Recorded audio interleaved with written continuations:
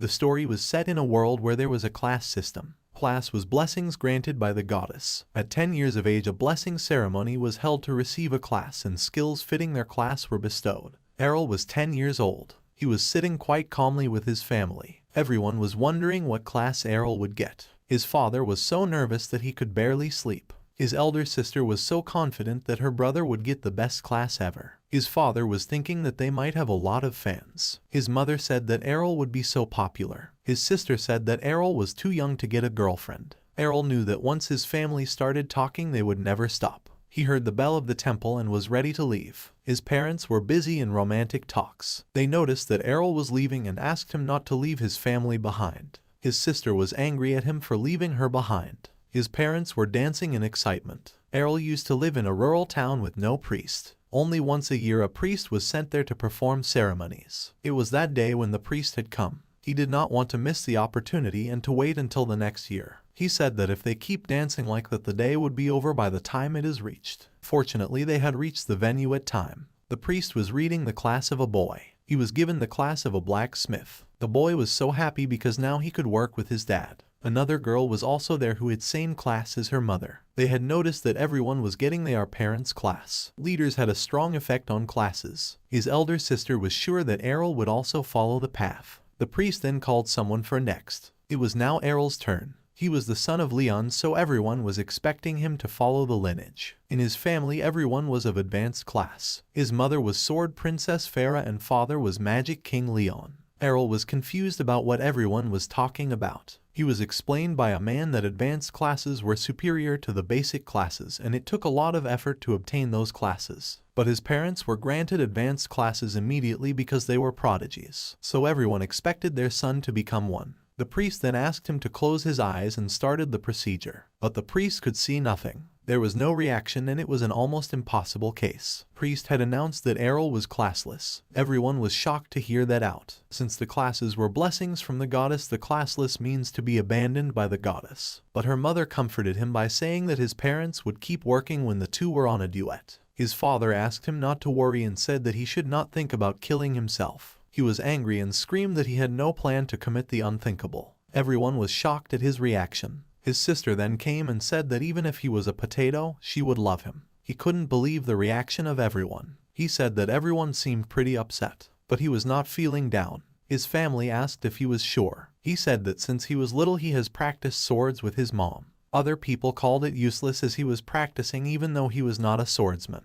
He said that even if he was not blessed with skills, he could attain it with practice. He said that if his brother gained the swordsmanship skill, Errol could still use a sword because of his efforts. He said that even without a class or skill, he did not need to be depressed. Everyone was happy and relieved that Errol was positive about it. His father said that he would go far. His mother was happy that Errol was a wise child. Errol kept practicing more and more. When he was leaving, he heard his parents and elder sister talking about how great Errol would become in future. He noticed some boy of his age was practicing. The boys were so excited that their body was moving by itself due to skill. One asked Errol if he was the classless boy. He wanted to know why Errol was there. Errol then said that he was there for training like them. The boy said that they need no training as they were swordsmen. They went there to check their skills. He asked Errol to take a look at their skills. The two boys started a duet to show Errol. Swordsmen first obtained elementary swordsmanship skills. Errol noticed that due to their skills they were moving well even though they were at elementary level. Errol called the boys and asked for a match with him.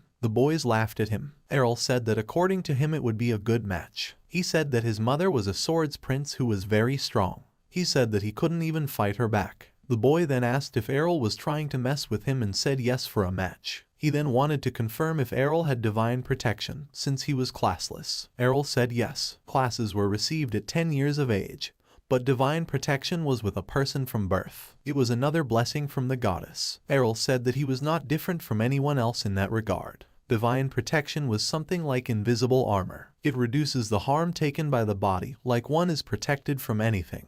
The boy wanted to be sure that Errol wouldn't die even with a serious beating. He again said that it would still hurt and asked Errol to be prepared. He started the fight by asking a classless man not to mess with him again. The fight had begun. Errol was defeating his moves. The other boy asked the opponent of Errol to defeat Errol, but Errol was parrying all his blows. Errol was happy to practice against opponents of similar skills. The boy who was watching the match yelled at the fighting boy. He said that the fighter would hit him if he attacked from there. The boy said sorry to him. Errol was thinking that those skills improved their techniques, their tactics or other talents were not improved. He then attacked the opponent who was busy talking. Before the two boys could even understand anything, Errol came to them. But somehow the other boy came to the front. The opponent screamed how close Errol was. He said that he would cut Errol into pieces and ran towards him. But within a blink of an eye Errol defeated both of them. Errol wondered if he had won. But the two boys said that Errol had attacked when they were not focused and it didn't count. He called Errol a coward for it. Errol asked if they wanted to go again for a match. The boys said yes. But a guy came and asked the boys not to embarrass themselves as swordsmen.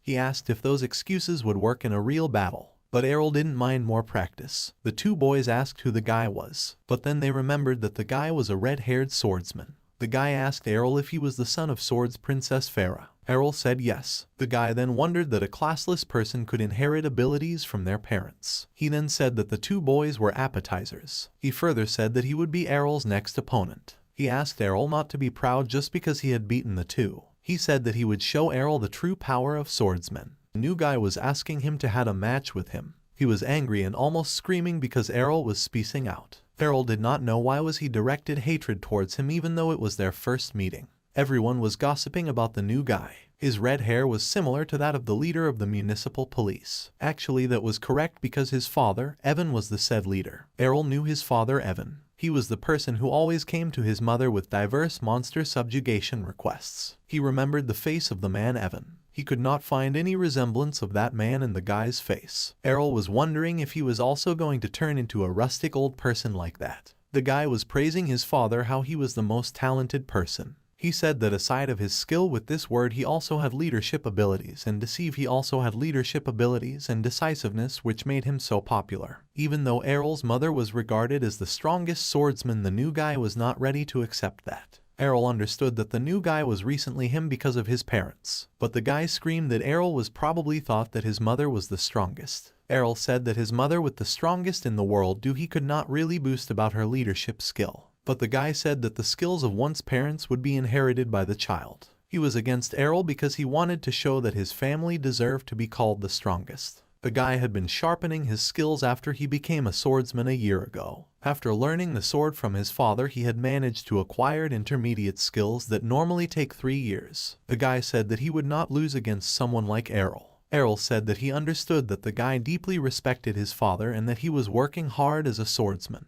But he also had his sword skills from his mother and said that he would not lose. He remembered how her mother used to teach him the skill. He said that the skills were literally hammered into him. The new guy then announced a battle. This started moving the swords. The students were watching the fight like a real battle. Some guys were shocked that Errol could keep up with an intermediate skill. The two-way fighting and trying to figure out the other's movement. Suddenly Errol was attacked by a double-edged cut which he was not prepared. The guy said that how could Errol fought to defend against his skill from THT distance. Errol was shocked about how was the attack from both sides happened. The guy said that it was an assault skill which unleashed 2 attacks with 1 swing. It was obvious that for someone like Errol, without skill would not be able to defend against state. But to everyone's surprise Errol was able to defend against one. He asked if the guy would like to try it. It was sleepy and dreaming about girls. He was waked up by his sister. She was lying that one had came to wake him up. He was stating that he was awake. The two were behaving like any normal brother and sister. His mother had prepared breakfast for them. He thanked his mother for the food and said he was going out. After he was defeated by the son of Evan, Errol started to went out early and came back late. His sister was worried about him, and the mother showed the girl a bottle of swords. Those were the swords Errol had used ever since the day. She explained that after the fight with the kid he got really motivated. The girl was happy that her brother was more lively than ever. The mother asked her daughter where the girl's father was. She said that he was sleeping. Errol was also like that before. They joked about how similar he was to his father. After the fight he has been practicing in the woods every day. He was trying to learn the skill to defend double-edged cuts. It was the reason he had lost the previous fight. She was remembering how the guy had made the move. The sword skill was just like magic for him. The guy had told him that if he increased his physical ability he could perform higher level skills. Errol was wondering if he could have the physical ability to do the double-edged cut. It would become possible to do without actually possessing the skill. He was ready to do anything to possess that skill. He was remembering how the redhead did the movements. He was thinking that there would be a day when he would use other learning methods beside the ones learnt from his mother. Suddenly a small goblins attacked him. He used his newly achieved technique to cut the monsters. He was fairly decent with the skills against the goblins. Other goblins ran away before he could find them. He loved the forest because he could train there without anyone, even though it was dangerous sometimes. It was the time for him to go home. Suddenly he had a road, supposed to be of a large enemy. It was at the foot of the mountain, so he decided to report that to the municipal police. But he heard a child's voice which was screaming. He wondered if someone was attacked, and if that was the case he did not have time to report that. He affirmed himself that he was strong enough to handle it. He was walking while minding his steps. After a while he did not want to get any closer. But then he noticed the guy he fought on the training ground. Ariel could not see what was he fighting against. It was few bigger goblins, called hobgoblin. Ariel knew that one hit from the goblin could really send anyone flying. Ariel was wondering why the guy came to it. But then he remembered that probably the guy was also practicing like Ariel in the woods. The goblins had immense power and their movements were slow. Ariel was glad that the goblin turned his back to him. The goblin was about to attack the guy. Ariel planned to cut him before he got one more hit. The guy was asking the goblin not to come, showing his sword. But he also knew that it was of no use since he could not move his body. He was ordering the goblin to run away. But then Ariel attacked the goblin from behind. It was easier than what he had expected. The guy was relieved to see the event. His divine protection got cut by the goblin. Ariel said that they had to restore it as fast as possible. He asked about the holy water, but the guy said that it was broken during the attack. Ariel then offered him the one he had. After drinking the holy water, the guy was restored. He asked what was the attack Ariel had used on the goblin. He was shocked when Ariel said that was a double-edged cut. The guy could not grasp how Ariel could learn the technique. Ariel explained it to him that after fight he had been practicing it. He also said that he hated losing. So to win the next time they met, he had made it a goal to achieve. But he was not hoping for a meeting like that. The redhead said that if it was so and if Ariel had worked on himself to that extent, they should have their rematch at that moment only. Ariel asked him not to force himself at that point and said that they could do it whenever. But the guy was determined to repay his debts because he owed Ariel so much. He was thankful that Ariel shared his holy water. Ariel praised the strong sense of duty of the guy and said that he was a good guy. They started their fight after that. Ariel then attacked the guy with a double-edged cut, but the guy couldn't defend him. He was sure that he had defended against both the hit. He could not understand what had happened. Ariel said that it was a third attack. He explained that it was not something that can be called a skill. In his technique he could improve with continuous hits. Guy was shocked and thought it was impossible even though he had saw it. He could not believe that a people like him who was blessed with the job swordman was losing against Ariel. He said that it was nothing more than the imitation on a jobless like Ariel. Ariel then asked him for another fight to decide who was stronger. But the result was again same as the last fight and Ariel won. He said that it would stay like that forever. Ariel left for his home after that. In their house everyone was talking about the child of Evans. They had heard that the kid departed towards Brescia. Ariel did not know what was that, so he asked his mother. His mother explained that it was a city for swordsmen and it was the city their mother working before. It would take anyone a week to reach there with a carriage. His mother explained that before she got married she had joined the guild to swing her swords. She said that it was a blissful time when she used to polish high skills with comrades. But she was feeling more blessed with her husband. After hearing about Brescia, Ariel couldn't think anything except the city. After a while some people were heading towards the city. The carriage rider said that once they passed the gate they would arrive at Brescia. There was a woman in the carriage. She asked a man if he was also heading to the city. The man could not believe that a woman like her was swinging a sword. He asked what was the important job. She mentioned that she was a rouge, an advanced level job. The man was disappointed when heard that and said that he was a gladiator. The lady wondered why was the man look so frustrated despite having an advanced level job. The man replied that he hated being under same level as a woman like her. The carriage driver was wondering the situation. There were a group of orcs in front of them. Even the king of the orc was there. The carriage driver asked the man to show his strength by defeating the group. But the man said that it was on the level of sending out a subjugation party. He ignored everyone's plea to save at least the child's. He said that protecting his own body was utmost priority and ran out. The carriage driver also thought to hurry and got away. But one boy started to run towards the orcs. In a blink of an eye the boy was on the midst of the enemy. Everyone noticed that the boy was pretty strong. He was defeating all single-handedly. But then all the orcs surrounded him and asked what was his plan.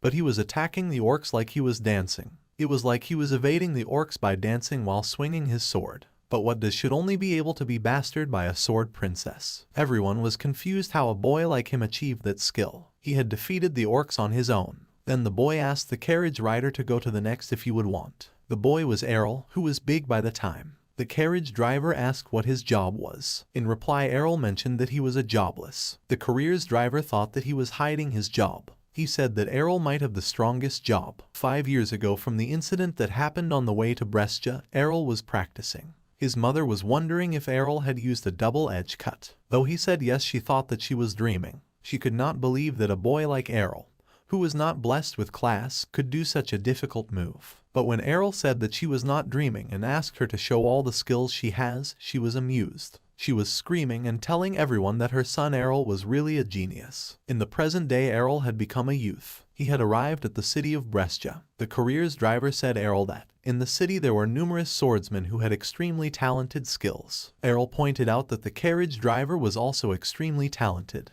But the driver refused and said that he was just the driver. But Errol said that the way the driver knew all the moves, he must be a swordsman. He also said that the driver was as calm as anyone could be when the orcs came. He was sure that if Errol wouldn't get rid of them, the driver would have done it anyway. The driver explained that those things didn't fit his nature. The man said that he was from court service and he had to keep many formalities in mind. He said that being a driver was more interesting and in that way he could meet more people. He asked Errol to do his best and left. Errol assumed that the man might be an advanced class holy knight or something. He was wondering about the man and suddenly a girl came and fell down. She was crying that Errol had been dodging her without even looking.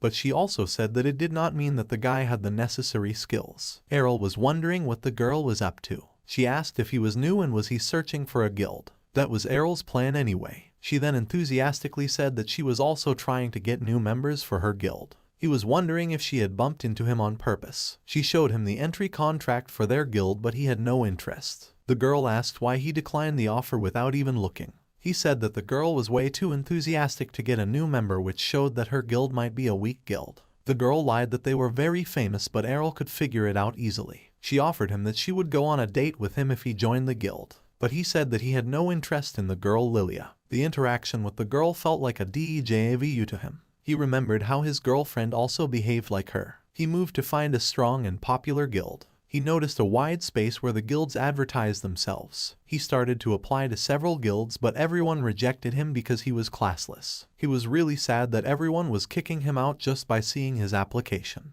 Then he remembered the letter of recommendation his mother had written. Initially, he thought that his mother was just overprotective, but her decision was mature. He decided to search for the guild in which his mother was in. He was sitting with an upset face. The girl came from somewhere and asked if he didn't get a guild. He said that it seemed like the girl had not given up on him. She started approaching him again. She said that since they lack members, their survival was at risk. Errol had nothing to do with that. The girl was following him and begging to save them. He had arrived at the area where his mother's guild was. The girl also was there and said that the big building over there was their guild. He was shocked and asked why they were lacking members. The girl explained that their previous shine was gone and they were the weakest guild. She was ready to bring back what they were before. She said that her guild Dragon Fang is indestructible. He remembered that it was the guild his mother was in. He was said that the name came from his sword master skill called Dragon Fang Cut, which was Kaika Dragon Bite. Errol understood that it was the guild his mother was talking about. The girl took him to the reception hall. A man was drinking and asked if he was a newcomer. It was the father of the girl, who was a dual sword master. He did not have his right arm and he asked everyone to give up on this guild. She explained that he was a famous swordsman before, but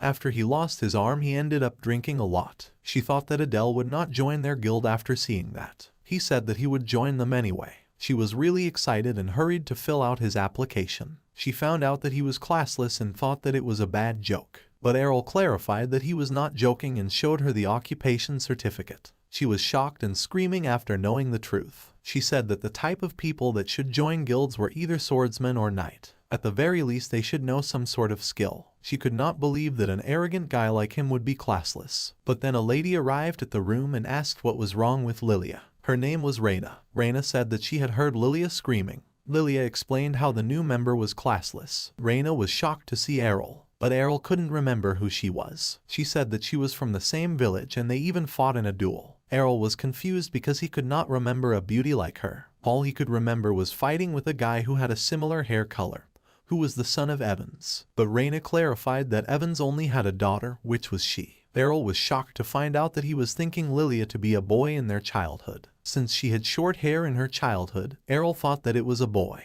He was sorry for the confusion. Reyna asked to forget about that. It was the morning of the next day. Lilia greeted him a good morning and asked if he had slept well the night before. Sleeping on a real bed was like heaven for him. Lilia said to have something important to announce in everyone's presence. She said that since they had finally gathered a total of 3 people, they had become eligible to participate in the guild competition. Lilia wanted to enter the upcoming guild war next week. Errol asked if it was a kind of group battle, but she explained that it would be a one-on-one last man standing game. The Jeet with low fighters would be considered the loser. Shaw further explained that the upper limit for the participants was 10 people, so they would probably be forced to play 3 versus 10. It seemed impossible, but she said that they could not lose the game. Reyna and she were able to gather enough money through solo battles or subjugation quests, but the earnings to keep the guild running were at its limit. If they could not win the prize money next week, they would lose their home. She wanted to win it anyway. She said that in the battle there would probably be no A rankers, and since Layla and Reyna were B rankers, she was confident that they would be good enough. Errol could not understand what the ranking system was. It was the first time he heard about it. Explained that their ranks were divided into 4 groups, namely A, B, C, D.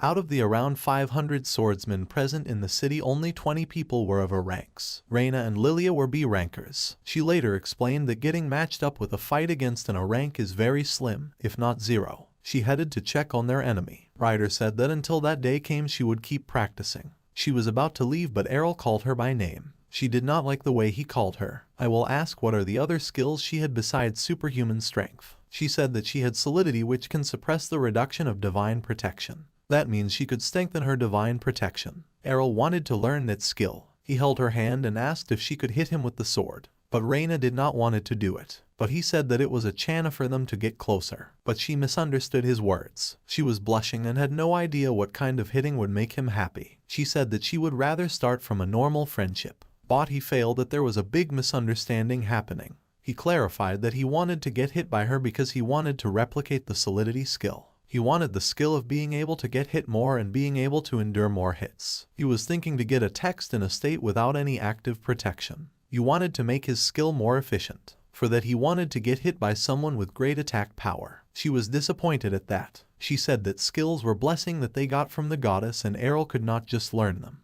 Errol was against that theory and he asked Reyna to land her sword. Reyna said that he would not be able to pick it up, but he did swing it. She was shocked that without using superhuman strength skill he were able to swing her sword. He said that he can use afterimage and double-edge cut too. He explained how daily rigorous training made him able to copy skills. According to him, Rhode Allen could not win against effort. He said that if effort was worthless he would be a normal swordsman. After seeing all that had happened, Reyna got it. She agreed to go along with his special training. That's also mentioned that she would be hitting him seriously. Errol was glad that Reyna was a nice woman. He asked to not tease her again. After death this started practicing. After a while Lilia was back. She informed everyone that they would be fighting against the Black Blade. It was the current top guild and they had 8 ranks. She said that the leader would surely form a group to destroy them completely. Lilia said that they had to train even harder. But then she noticed that Errol was on in his, all bleeding. She thought that Reyna and Errol was killing each other. But Reyna explained that it was just a special training.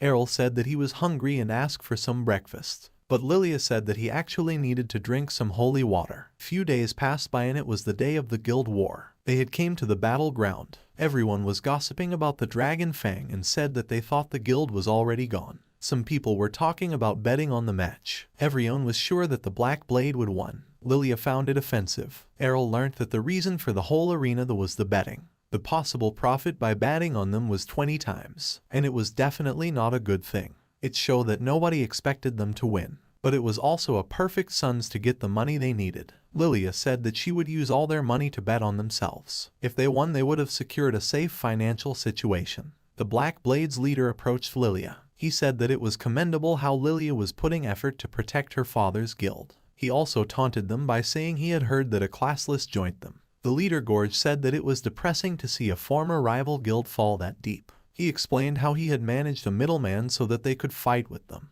He said that it was a perfect chance for Lilia to get extra money and asked to do their best. But Lilia, Reyna and Errol knew that Gorge had no intention to help them. He was just as keen as ever to crush every guild he comes upon. Errol was wondering why Reyna was on their guild. She explained that when she came to Day City no guild wanted to accept her, but the men praised her for the giving up even after getting rejected continuously by every guild. He also thought Reyna to be a boy, and offered her to join their guild. It was Lilia's father. Since he saved her when she had thrown away, it was the time to save him. Lilia then said that Errol was also saved by her guild, so asked him to return his debt. But Aaron said that it was her who forced him to join her guild. It was announced that the best would begin. The Black Blade and the Dragon Fang were on the ground. There were 4 rankers in the Black Blade, but the leader was not. Errol was wondering if the leader was holding back on them. But according to Reyna, he was as motivated as ever. The host started announcing the name of the fighter. The first one from the black belt was Rapier Swordsman Geo. He entered the field saying that he would end the match by himself. The next was Errol from Dragon Fang.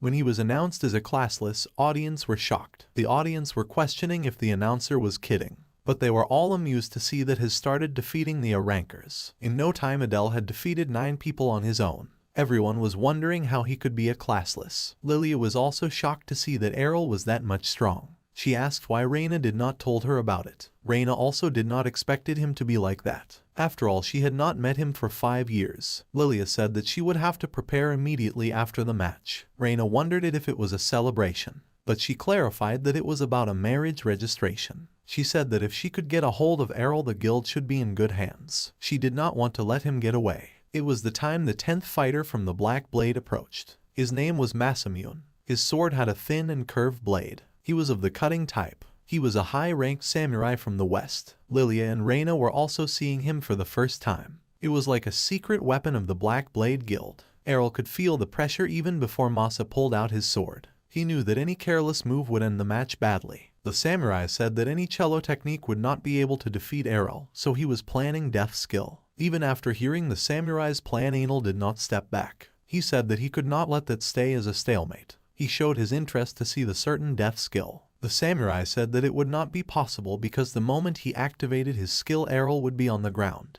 But Errol said that he had confidence in his speed. He was calculating how he could defend it. The samurai was not pulling out his sword. Samurai was concentrating so much that it was impossible to get closer. He was sure that the faster one would win. The samurai attacked immediately and thought that he got Errol. But when he opened his eyes, he noticed that Errol had disappeared. The samurai knew that Errol didn't use afterimage, but he moved faster than the blade. The samurai said that Errol was the fastest among the people in the city. But Errol said that he had learnt those from someone who was faster than him. He was talking about his mother. He said that he would show samurai his mother's certain death skill. Then he attacked the samurai with a sword skill named Piercing Tempest. Reyna noticed the countless swords and she knew that it was the Sword Princess certain death skill. The audience could not even grasp what had happened. He was so fast that nobody could see that. It was then the judgment time. Errol was announced as the winner. The Dragon Fang Guild defeated the Black Blade. Lilia and Reyna were more than happy. Many people were disappointed at George because they had betted on Black Blade. Some people were even asking for the money back from him. Lilia was so happy that as soon as she met Errol, she jumped into him to hug.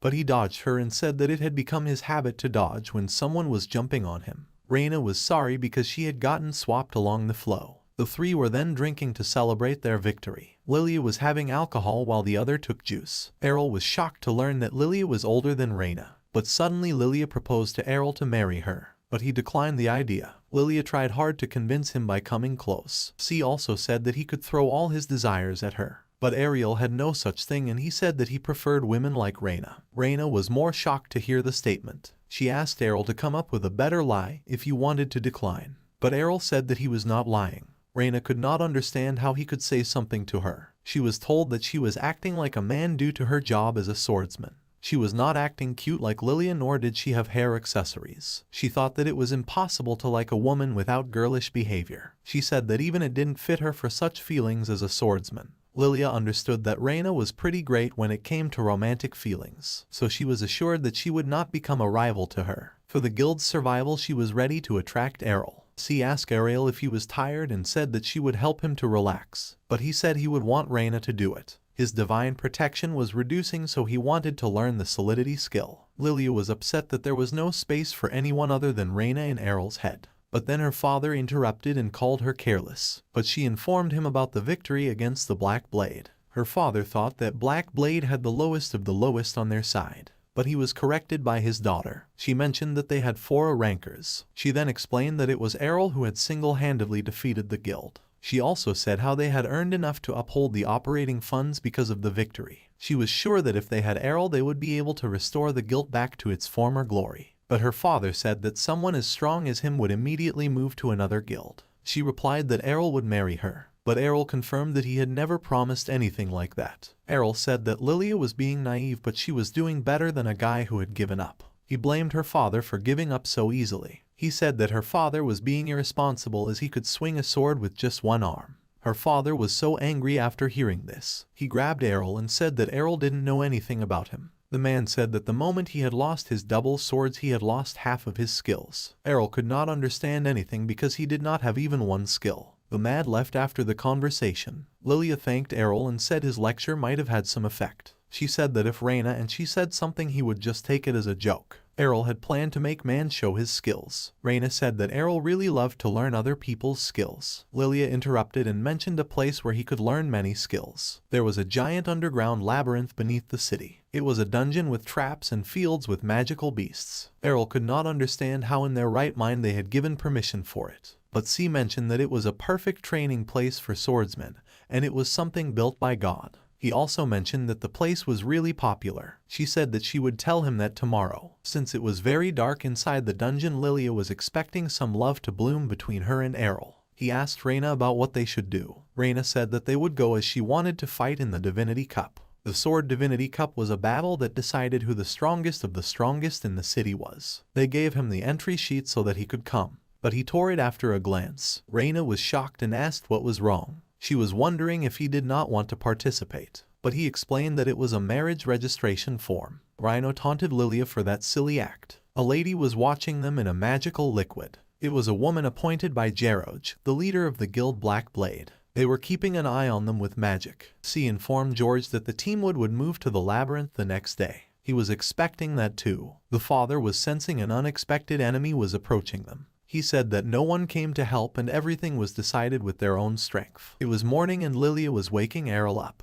She was naked and asked him if the night before was rough. He said that his head was going to split apart. He was shocked how she had come to his room, touched screen and asked what he was doing with an unmarried girl like her. But he called her a molester instead. C then say sorry because he was the one who sneaked into his room. He asked her not to repeat that ever, but she said there was no need to worry as long as he became her husband. Wanted to do something like husband and wife, but Errol opposed it and left the room. Lilia kept crying and wondered if he was a healthy boy. She couldn't figure out how he could leave a naked beauty alone. Errol then moved to Reina's room and knocked. She asked her for some time. He asked if she could exorcise the evil spirit that had occupied his room. Reina was replying to absurd words. When he entered the room he had found out that she was sleeping. He understood that the response was just sleep talk. She was talking in dreams again and she was happy that she had finally become like her father, a swordsman. He understood that Reina was obsessed with her father. He did not know why she mistaken him for her father. He wondered if his voice had changed. Reina called him from upstairs and said that she would train a bit on the underground. After a while the three-way passing the shopping district. Lilia showed them the gate to the labyrinth. Ariel was expecting a cave-like entrance but it was more of home. Lilia said that God might have had good sense. There were a lot of people there as the Sword Divinity Cup was close. Enter through another gate and find a line to enter inside. He wondered if there was some sort of special training going on. Lilia said that in the back there was a transfer magic that could move anyone to the place they wanted to go. By using that anyone could get above the ground again. But one can only travel down by foot if they had not been there before. Errol was listening to all these with surprised eyes. Reina had got to the 14th floor while Lilia had got to 12th. Errol then expressed that he would want to go to the 14th. But that was not how the system worked. Lilia explained that the magic only allows someone to move there if they had arrived at the place once. He found it shameful because he had wanted to fight with someone strong. Lilia said that she would show him the shortest route. They were ready to do their best until the Sword Divinity Cup. Lilia said to Reina that she would take care of Errol and asked Reina to move to the deeper floors if she wanted. But Reina insisted on going with them. Lilia tried hard to avoid Reina on the way and said that there would be no need for two guides. She asked Errol to go with her. He felt that there would be more problems if he went with Lilia, so he asked Reina to come with them. Reina was feeling happy but could not understand why she was feeling relieved. Lilia said that they had reached the underground. There were living armors to train them. As soon as they arrived there they almost started attacking them. The armors were fast for their height, though they could not compare to an Arank, good move even without their heads. Reyna said that they were moving armor under the magic of the labyrinth, so they did not feel any pain or had no weakness. Errol understood that the only way to immobilize them was to cut their legs. Within a moment he finished all of them. Asked what they would do with the wreckage. Dakai said that they would come back to life after a beat and would attack them again. It was a good place to train. Lilia said that they were quite a strong enemy for the first floor. She did not actually do anything. She said that it was just her way to give newcomers a try. But the actual thing was he did not get a chance as Reyna and Errol were so fast. He asked Lilia what her class was. She said that she was a fencer. She said that if there was any skill that he wanted to learn she would thoroughly help him. Bed scenes, he was already trained from the Sword Princess. Lilia's skill was useless for him.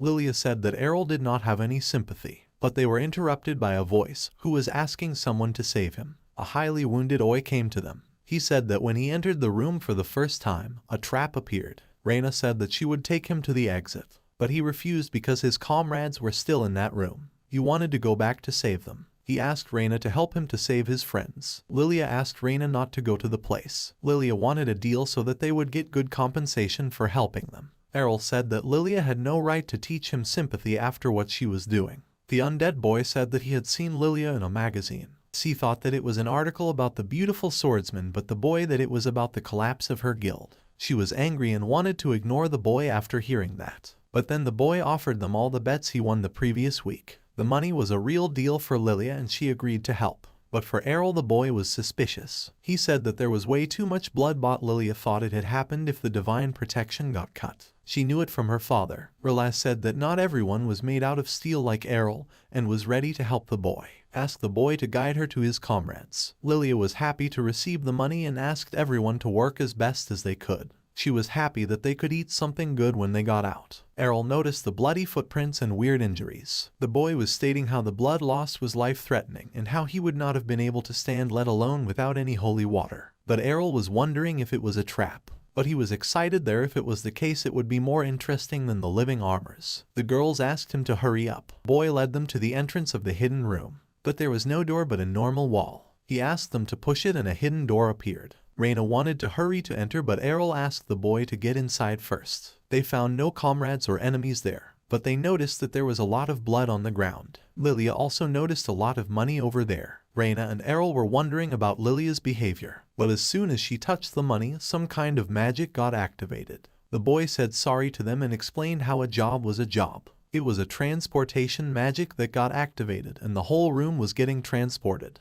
They had landed on a wide open space and there was no exit site. Reyna and Errol were wondering if it might be deeper than the 14th floor. But all India was concerned was the money that got vanished. The boy who lured them to the trap was transported as well. He was also wondering how he could be transported. Errol noticed a pillar of light over there. The boy was explaining to Lilia that he had received an order to guide them to the room. Elle figured out that the room had a summoning circle, and that if anyone entered a room would not be able to leave alive. Probability was the lowest floor. A thing with rainbow-colored armor appeared in front of them. It was the sword deity who possessed the highest class. It was a class also called apparition. Lilia said that her life would finally end there, but she wanted to be a beautiful gentleman before she died. But suddenly they felt that something big was flying at them. They were all lying on the ground. Reyna noticed the scars of the swords. Errol explained that it was a skill from the sword deity, a skill called Divine Soaring Cut. It was a technique that sent an attack flying at opponents. He said that the deity would be in reach throughout this whole room. Reyna did not know how he could know that much of a sword deity's skill, but he informed them that it was coming. He was fighting with the deity and it was an intense match. But due to his practice of solidity, the decrease of divine protection was lower than his imagination. The deity was so fast that all the attack had happened in a blink of an eye. He said that it was too crazy for a Shukuchi skill. It was a higher scale called divine footwork. With that skill, the deity could reach every corner of the room in an instant. There was no doubt that it was a real sword deity. Lilia was worried that Errol could not win against that. But Errol had seen all the skills already. He said that it was a good way to test his ability. The injured boy was asked how he could think of a situation like that as a tool to check performance. It was love the turn for Errol to attack and he did it. The girls wondered if it was divine footwork too. Even from seeing crossing swords, it was feeling like the girls were receiving damages. They wouldn't believe that Errol is against the deity. Reyna wondered if there would be another death skill in the game. Their bodies were feeling heavy and could not figure out what was going on. Actually, the deity had activated that divine order skill, which lowers the divine protection of the target endangered even to one's strength. It was impossible to stand against God for humans. They could not even see where Errol was. Ar was remembering his training with his mom. She had taught him how to withstand divine order. She taught about how to release a skill during such a situation called Infinity Break. It was also called high-speed chopping. Lilia and Reyna were watching the fight between Deity and Errol. Errol was fighting normally, which was unbelievable. Then Errol decided to release the final skill to win the match. The money was falling from the armor. Adele there activated his skill Infinite Break. The dirty was sought because it was not a skill of a classless. Errol won against the sword deity. Lilia was dancing over joy and saying that it was her husband. Reyna was shocked at what she was talking about, but she moved to Errol to learn how he had known the sword's deity's skills. Lilia also wondered about it. She had been living in that city for all her life, but she had never ever seen a sword deity. He then explained that his mother was actually a sword deity. Lilia could not believe it because his father did not know her. He said that probably his mother did a class exchange before she left the city. Reyna couldn't understand why a sword princess would live in a normal village. He said that his mother hated standing out. Reyna then told him that if she knew he was the son of sword deity, she would not have asked him for a duet. Rael was glad that he had kept it as a secret. The duet with Reyna was very important for him. Lilia said that rather than talking about the past, they should be looking for an exit. The summoning circle that appeared in the room was cleared. But suddenly they noticed the same light from where the living armor appeared. They were wondering if it was another summoning circle. Errol decided to jump into it. Then Reyna also followed him and said that they would be fine anywhere if they were with Errol. Lilia then called the boy who had lured them to come with them. He said that his name was Deal and he could not believe that the girl was ready to help him. Lilia said that they had not punished him properly, so they would take him with them. She was thinking that what the boy had done was rather beneficial for Errol. She was thinking to overlook what the boy had done. Lilia's father was drinking in a bar. Hell overheard some people talking about how they had lured a small guild into a teleportation trap for money. They said that it is how Black Blade would win. Her father approached them and asked if they would mind telling him more. One of the men noticed that he didn't have the right arm. They understood that it was the previous guild master of the Dragon Fang. They were afraid. The father screamed and asked what they had done to his daughter. The man explained that they lured them into a trap. George entered and asked if it was Rod who was making noise. Rod was the father of Lilia. Rod said that he doubted he was the man who asked the men to lure his guild to the trap. George acted like he did not know what Rod was referring to. Rod asked him not to play dumb and said that he knew how George had the tendency to set up traps for people that were a thorn in his side. George called them a pointless accusation without any proof. He said that it was a coincidence that his guild members Lilia and her team were going to the room. He lied that they had tried to stop them from entering. George asked Rod to confirm it when Leela came back, but he was thinking that they would never come alive. He then took a leave from George, but suddenly he noticed that Lilia and her members were there in the bar. She invited them to party with the money they had. Her father and George both were shocked to see them alive. He asked if they had not been lured into the trap. Lilia said that they almost died, but they managed to defeat the enemy, but just thought that they were lying to him. Lilia said that her guild was really strong. George could not believe that B-rankers like them had defeated a sword deity. Errol said that the men who had lured them into the trap had confessed. George tried to act innocent again, but Lilia screamed. He said that the place was in the underground labyrinth. It was their fault that they had walked into the trap. Though it makes sense, Rod said that he would never forgive George for aiming the life of his precious daughter. George asked what a drunkard like him could do. Rod replies that he would stop drinking. George said that it would not change the fact that he was an old man who had lost half of his skills. Then George said that he would be taking part in the upcoming battle and would definitely want to strike Errol down. Errol said that he would be looking into it. George was devastated that the guild had survived through something like that trap. After the sword princess disappeared, they had crushed the double sword master, so the strongest award should have been George's. He could not believe that a classless while defeating upper ranks one by one. He was wondering if his position was being stolen. George was determined to kill Errol. He was watching a sword and thinking about using it. On the other hand, the Dragon Fang Guild were talking about the upcoming battle. Reyna was wondering if their debts were closing. Linear said that the preliminary round for the battle was announced. Lilia and Errol were in the same block. Reyna explained that the winners of the respective blocks could move to the real battle. She said that she was lucky to be in a different block than the two. She was determined to pass the preliminary that year. Errol said that she would report back to her papa. She said that her papa would be happy. She then realized that he mentioned the word papa instead of father. Her chances were slime. Lilia say that SG. She would not give up. She proposed to go down the underground labyrinth again. They said bye to Rod, but he asked them to be careful this time. He said that they would never know what George might be planning. He was really worried about his daughter. He was determined to return back as a swordsman. It was the day of the preliminaries of the Swords Divinity Cup. Lilia had risked her own victory, but she was happy that Errol would be fighting against the person she lost to. She said that they were using unique skills, so asked him to be careful. Errol said that he had seen most of the skills in the dungeon. She mentioned that the skills were not related to swordsmen. Bath class was a magic swordsman. She fought with magic alongside swords, or founded a weird class, but the opponent said that she would not want to be told off by a classless person. She said that she did not want to hear any excuses like he would lose because of her advantage. Errol confirmed that he would not do that and said the stronger one would win. She then started to use her sword magic. He was attacking her with different moves. She asked him to dance for her until he ran out of strength. She was using a flame sword. He could not read her movements because of the large attack, but he was able to be defeated. He said that it was a strong sword, but she did not know how to use it correctly. The magic woman was called Average. He mentioned that compared to his father's magic, the flame was like a candle. He also said that she was barely any better than Lilia. Lilia was upset hearing that. With his final moves, he knocked down the magic women.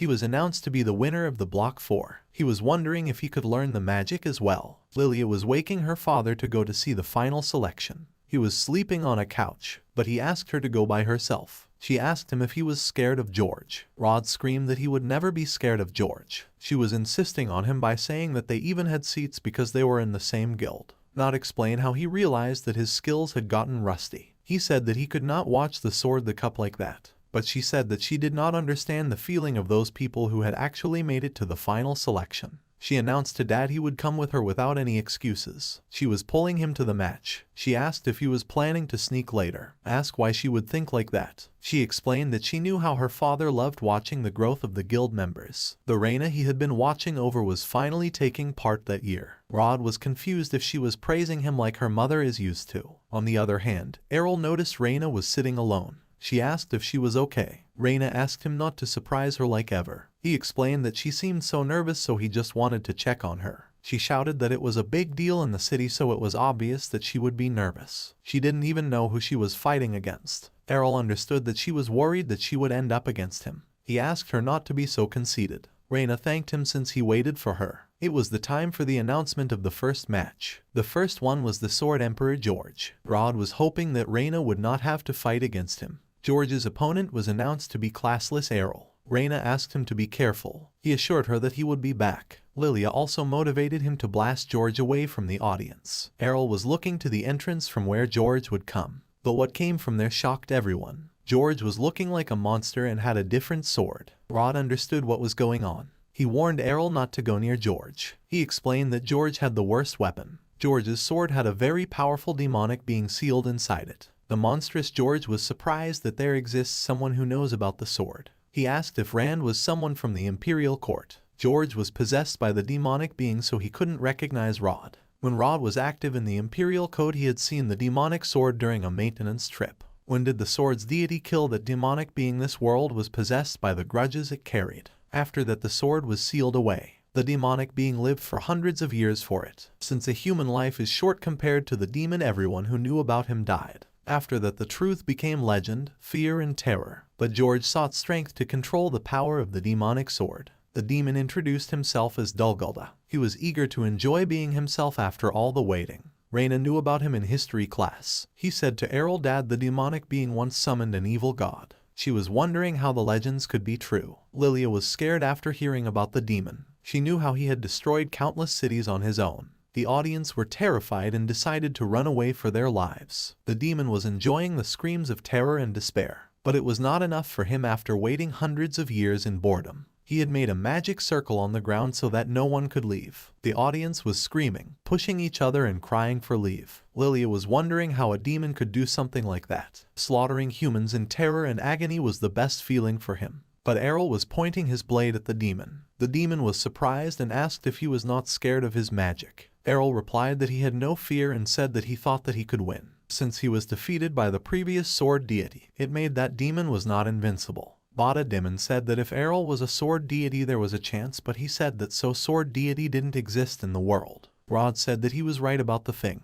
She tried to tell her father that Errol's mother was a sword deity. Errol said to the demon that a sword deity exists in this world and evil without being one he could defeat the demon. Errol started attacking him with moves, shocked because he was using the skill of a sword deity like divine footwork and infinite breaks. The demon was surprised that he could not defend Errol. His moves were similar to the sword deity from back then, but he said that he was just average classless. The demon was destroyed by him. Everyone was shocked how he had done that. Some were wondering if his divine protection might have run out. People were doubting that the demon could muster up a counterattack. Everyone wanted to know who he was. The demand was planning something else. He did not want to get sealed away once again. Reply to run away from that place. To do that he had to get away from George's body and had to possess another human. But no one from the audience was strong enough to help him escape from that. Then the demon thought about a second plan. He decided to use all his remaining stand against Errol. Lilia was glad that both Raina and Errol were safe. Raina was wondering if the tournament would continue as the battlefield was destroyed completely. But the demon noticed a person who he could use as an escape. Errol heard the sound of the sword coming. He saved Raina from the demon, but the place Lilia was before was destroyed. Raina and Errol moved to see if she was okay. Lilia said that she was saved by her father. Errol understood that he should have kept a look at the sword instead of George. But it was already late. The demon had possessed the old man Rod. He asked Lilia to stand up in the blade point. Errol said that he would need to defeat the demon again.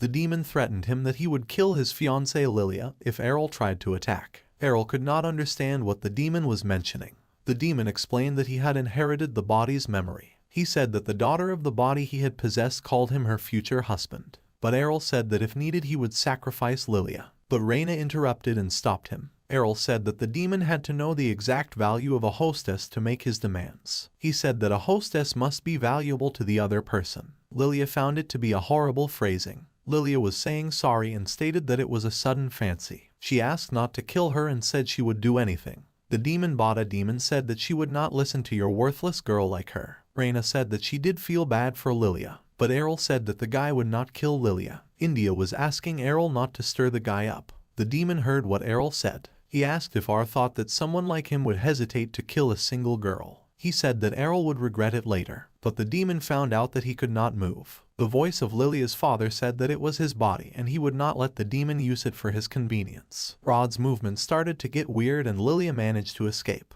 Errol remembered that when George was possessed his looks changed to someone like a beast. But compared to that the skin color of Rod barely changed. He figured out that Rod had been resisting inside his own body. Lilia was glad to know that her father was really stronger than George. The demand then started to manipulate Rod. He asked if he wanted the strength to relieve his old glory. But Rod said that he would not give in to his temptation. He said Errol had made him realize that without his right arm also, he could swing his sword. Even if he did not have any skill he could work harder and put effort to overcome that. Rod said that even if he only had one arm left he could still fight in his own way. Raj said that he wanted to regain his old stand and it would be possible only if he worked hard. So he rejected the idea of helping the demon and moved his body towards Errol. Errol then easily knocked down the demon. He hoped that the demon was down forever. After the tournament more people joined the Dragon Fangs. Rod was teaching all the newcomers. The guild had been reviving its glory. Raina and Lilia were watching the training. Lilia noticed that all the people that retired were very passionate about their guidance. Rod was not sure if he was happy about it. The boy they saved from the dungeon, that is Deal, also joined them. He said that Rod might be happy since the guild was expanding.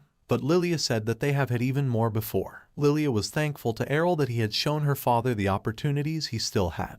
Deal asked Lilia where Sensei was. It was a respectful word to call people. Since Errol had saved him he was grateful to him and decided to call him by that. Inferred Lilia dad after seeing Errol at the tournament many new people who joined the guild wanted to see Errol in person. But after hearing that Linia screamed out of sadness. She asked why he left her alone even though he had promised to marry. Actually Errol had left for his village. The carriage driver asked if Errol was sure to go back. It was strange for the winner of the Sword Divinity Cup to leave like that. But Errol said that there was nothing more to do at the place after winning the cup. The carriage driver asked what is there at his birthplace that he wanted to do. Errol said that he had a goal back at his birthplace. He expressed his will to win against his mother. Carriage driver said that it was an interesting thing because every mother was strong.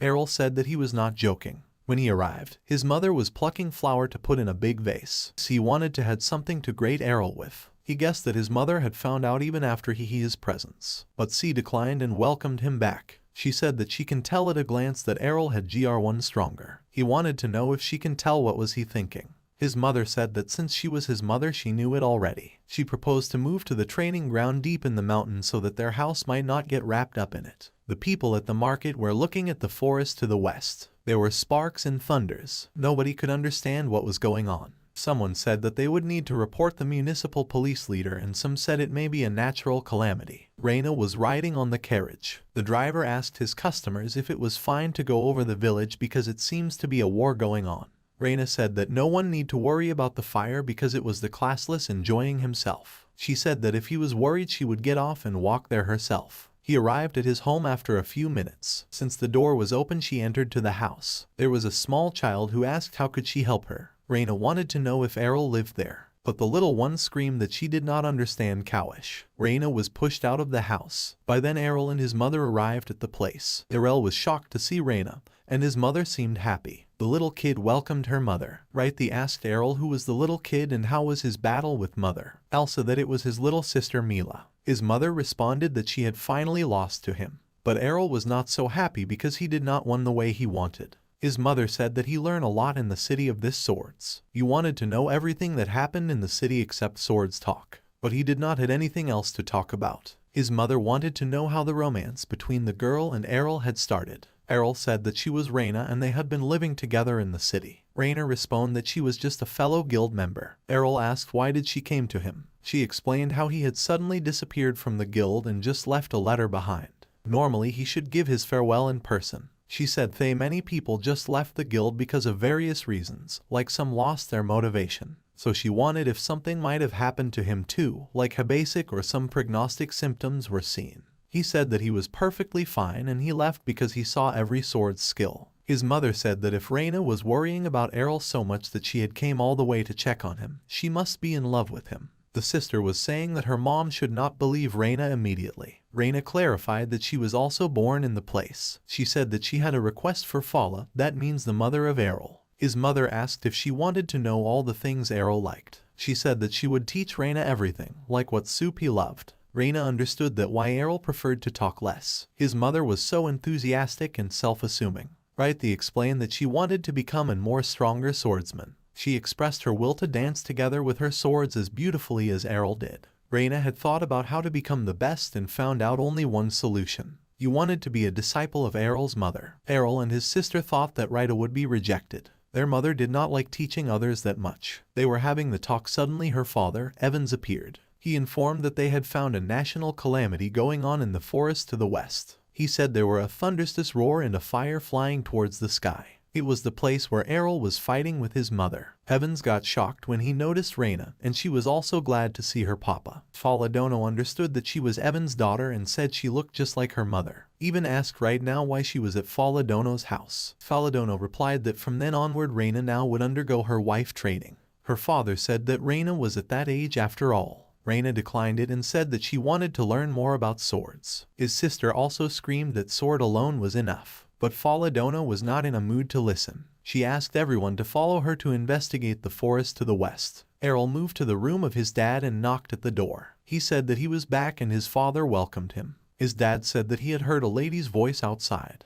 He asked if Errol brought a cute girlfriend. Errol said that Reina was more a beauty than cute. His father said that he had to see her immediately. Errol said that rather than he had something to talk about. He informed his father that he had won against his mother. His father congratulated him and said he knew that Errol had the talent. But Errol was not happy because after the second he won, he realized that his aim was fulfilled. He had lost the goal, so even though he was going to continue training, he couldn't continue like he did before. So he wanted to learn magic from his father so that he could go to a different direction. His father was shocked when he heard that Errol wanted to learn magic. His sister said that the way he was dropping the jaw, he is the would-be dislocated. It was a fresh morning. Faladono handed Reina a cloth that she would have to wear for the training. Reina thought it to be special equipment, but it turns out to be an apron. The little sister Mira said that they were all matching. Then they headed towards the kitchen. Reina said that it is almost like they were making food, and confirmed that she was going to teach Reina the favorite food of Errol. Reina clarified that she wanted to learn sword skills, but Faladono said that a knife was also a sword and Errol had learnt that as well.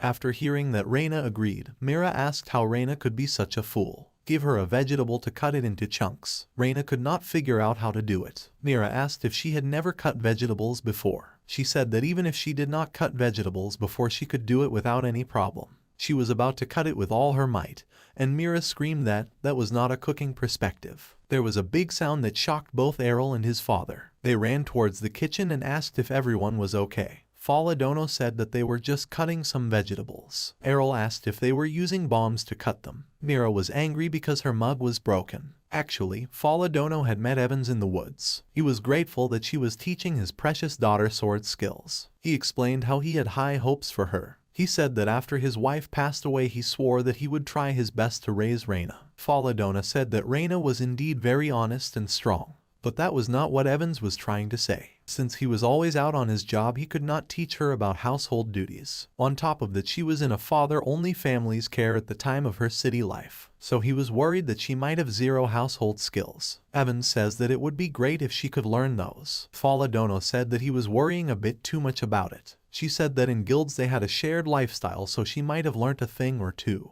But after the incident, she realized that she would need to teach Reina some household duties from scratch. Reina was more than fine with her sword skills. Fala Dono explained that she had to bring her body and mind up to the perfect level to achieve the strongest sword skills. She said that one had to use the simplest skills in their everyday life. Fala Dono explained that Reina would be living with them to learn those skills. Mira did not want Reina to live with them. Their father had to repair the kitchen after the incident. He said that he was thinking of renovating it anyway, so that was a good chance. Errol asked why he fixed it by hand when he could have fixed it with magic. His father said that their mother loved when he smelled like sawdust. It seemed that they were madly in love. He asked Errol if he would want some magic, outside the ones in the learning book. Errol of course wanted to see them. Humans often did not hold any musical power inside them, so his father was asking to give up the idea of magic. His father had looked through several books and found no records of a classless awakening to any sort of magic. Errol said that it did not mean it was impossible. His father said that since a rival had won the Sword Divinity Cup as a classless, potential should not be disregarded.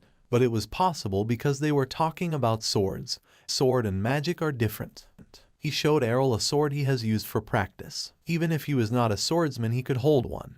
With enough practice, one can become a skilled swordsman. But in the case of magic, it was like he did not have arms to grab a sword, so he could not even practice. Errol said that it might be difficult, but how could his father say that humans didn't hold magical power within them? His father explained that when he had received the blessing, he became able to use magic. But Errol was not satisfied yet. He said that using that is the basis to say that he did not have magical power, which was far-fetched. He said that he could not test whether he had any magical power because he had no skills. His father told him that he had looked into scripts for Sake and Pound with no proof that would speak against that. That meant that there was still a chance that he might have magical power inside of him. But his father said that he could not see that happening because if he had magical power, he should have been able to use magic by then. His father explains there the amount of magical power one can hold is very small, and without the blessing of the goddess one cannot even awake to it.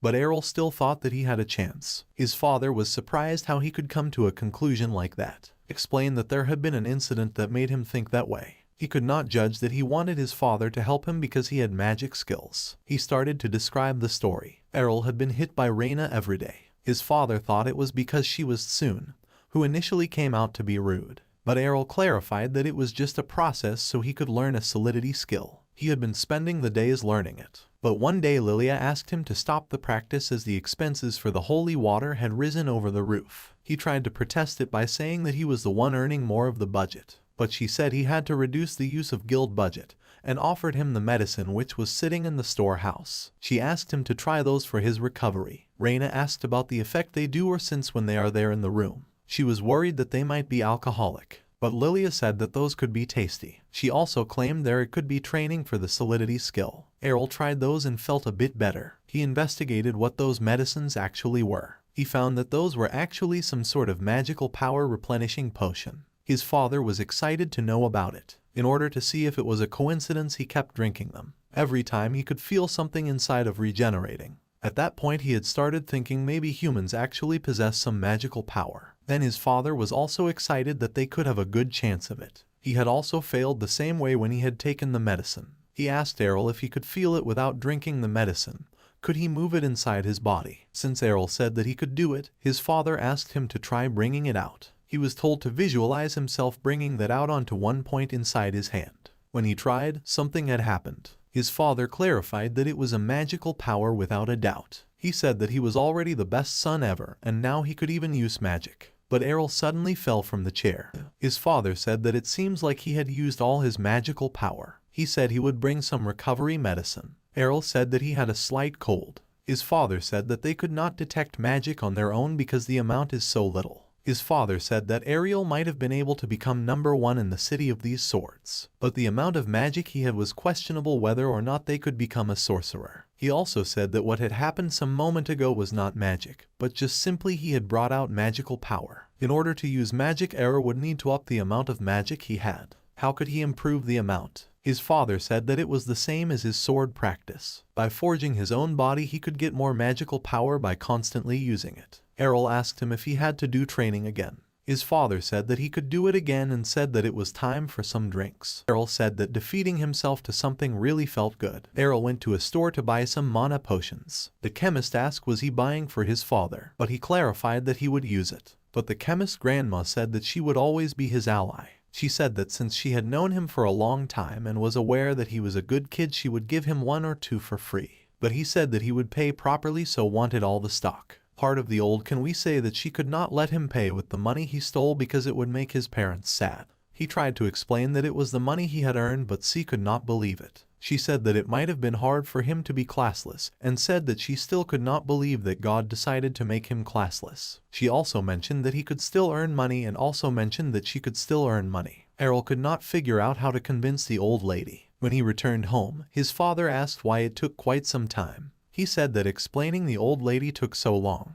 After that they moved to the training ground. They had been training for half a year. That day his father said that he had achieved the amount of power a sorcerer had after receiving the blessing. It was time to drink a potion. Errol said that it was like he was at the starting line after half a year of training. He asked his father if it meant that he should be able to use magic. But his father said that there was an annoying problem left. But it was not enough to convince Errol. He should rail and he should give Errol a piece of paper. In order to use magic, one need a formula that uses those letters written on the paper as its basic component. El was confused as to whether they had some kind of pattern. Things like the magical teleportation portal were derived from a formula as its source that could be activated under certain circumstances. Errol said that the sorceress had it rough, but his father said that they had skill for that. They normally created something like the formulas inside their head. Toast formula automatically got written inside their heads. That was very useful, but Errol did not have any skill. That's why he would need to construct the formula inside his head every time by himself. That was really sounding annoying for Errol. His father said that he would get used to it with enough practice. He was about to start with simple stuff, but from somewhere Reina arrived. She was searching for the father and son. The father, Leon Dono, asked what he could do for her. She said that Fala Dono had sent her to inform them that lunch was ready. As soon as he heard, he said it was that time to go back. Adult right to stop him, but Leon was just wondering what Fala had cocked. Reina said that Errol's parents were really close. She seemed to admire them a lot. She was wondering if it would have been the same if her mother was alive. After the dinner, the mirror was thanking her mother for the delicious food.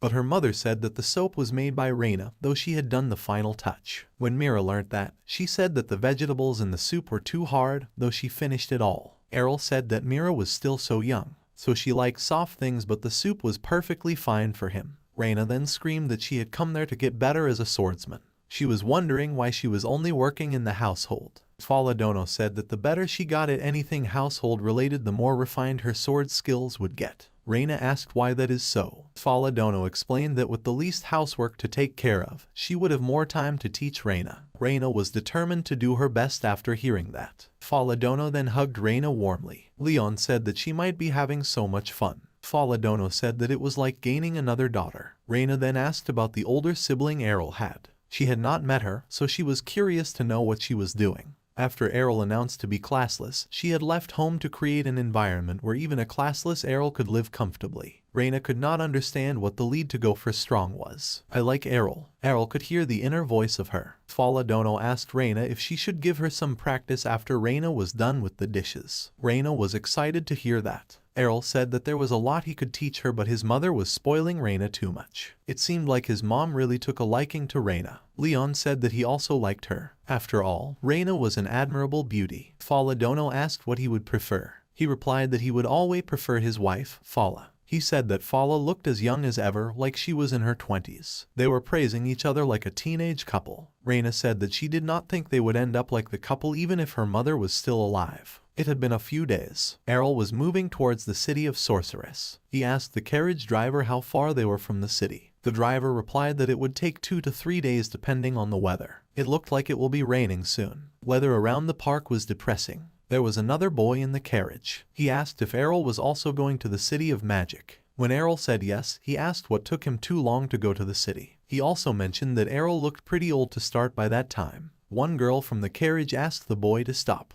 She said that Ariel had probably failed the entrance exam a few times and said that the boy couldn't make fun of him for being an idiot. Though the girl tried to look kind, she was crueler. The boy was Kaitho and the girl was Kufa. The boy started fighting with Kufa and said that she was looking down on Errol even more. This started fighting over it. Another girl asked them to stop. Errol understood that the 3 kids were from one group. It took him back to the time when he had received the blessing. Most people in the City of the Sword were already strong as they were way more veteran. But he wondered if the City of Magic was different. Kaitho then asked what magic Errol was good at. He mentioned that for him it was red. The father taught him that magic had 6 types, namely black magic, white magic, green magic, blue magic, and red magic. Each one could control different things. The black magic was controlling or influencing the darkness or death. The white was controlling light or life force. The yellow one was for earth or metal and the green one controlled the atmosphere. Blue magic was controlling anything related to cold temperature while the red was controlling fire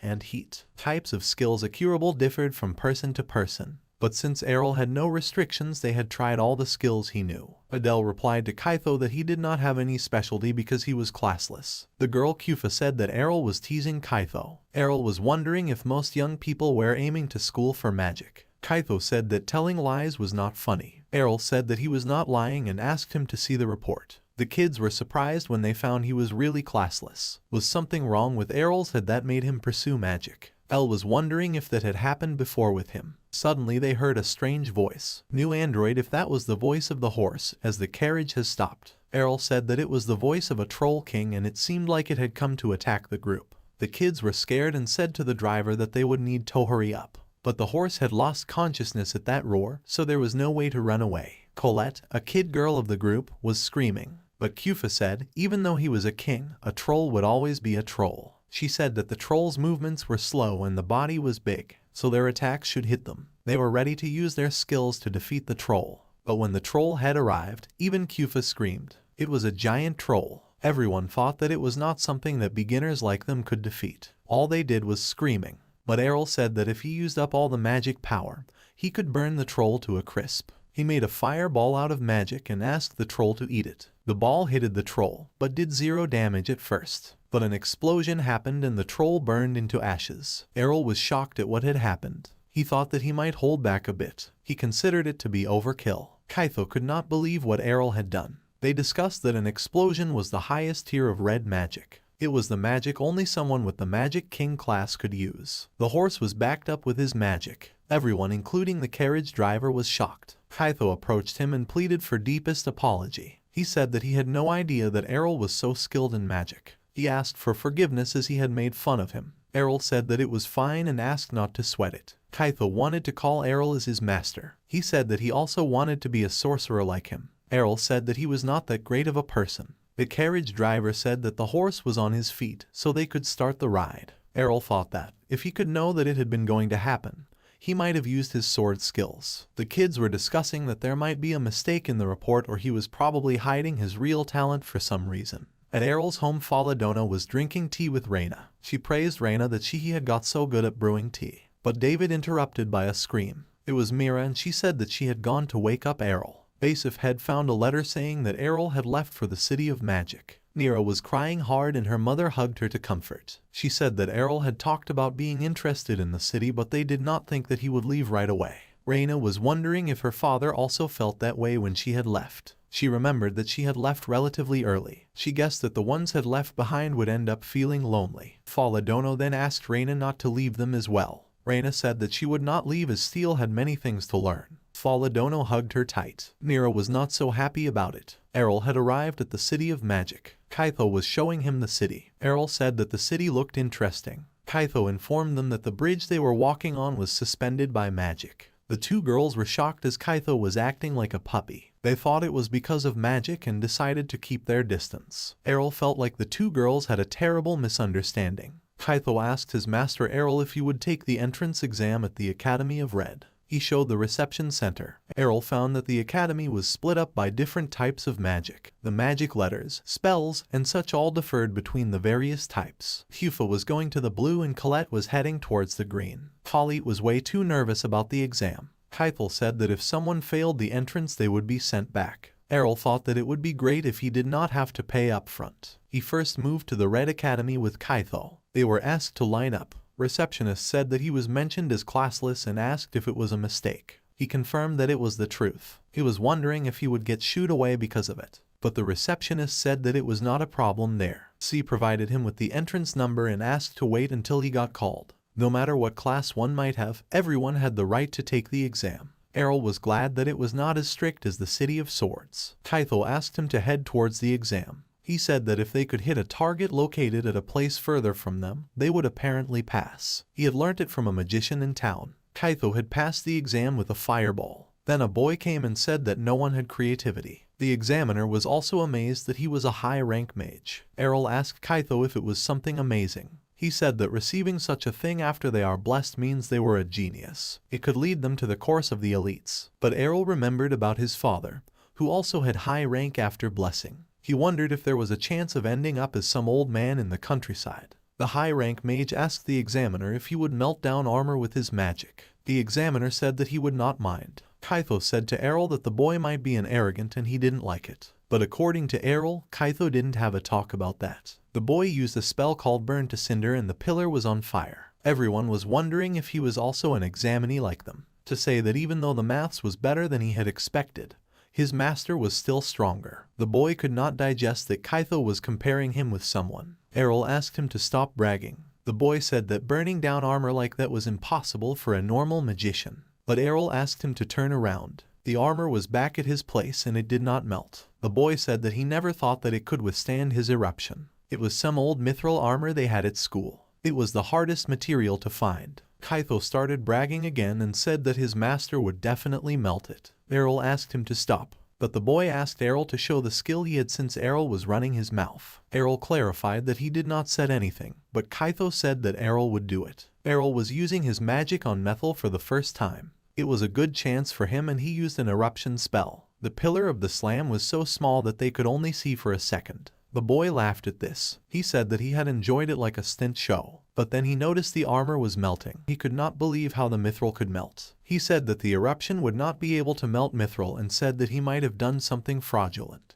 Errol explained that it was not an actual eruption spell but he had arranged it by compressing the range of the flame and the time of activation. The boy was shocked at this. Kaito was all excited and started praising again. Errol then moved to the other exam centers. He arrived at the Blue Examination Center where Kufa was also present. She had passed the examination and was happy. He broke the mithril armor with his Ice Age spell. Everyone was shocked there as well. He then moved to the green one. There he met Colette. She was crying in a corner. He was wondering if she had failed the examination. She said that her legs froze up due to nervousness. She could not even make it to the reception. She said that she was the type of person who became useless whenever they got too nervous. She asked how Errol dealt with that. Errol said that he did not feel nervous at all. He asked Colette why she was nervous. She said that she was afraid that she might not pass and that fear was the main reason. He asked if she was the one who was afraid of failing because they had never failed in their life. But she said that she was the complete opposite of that. She kept failing, which is why she did not want to face it again.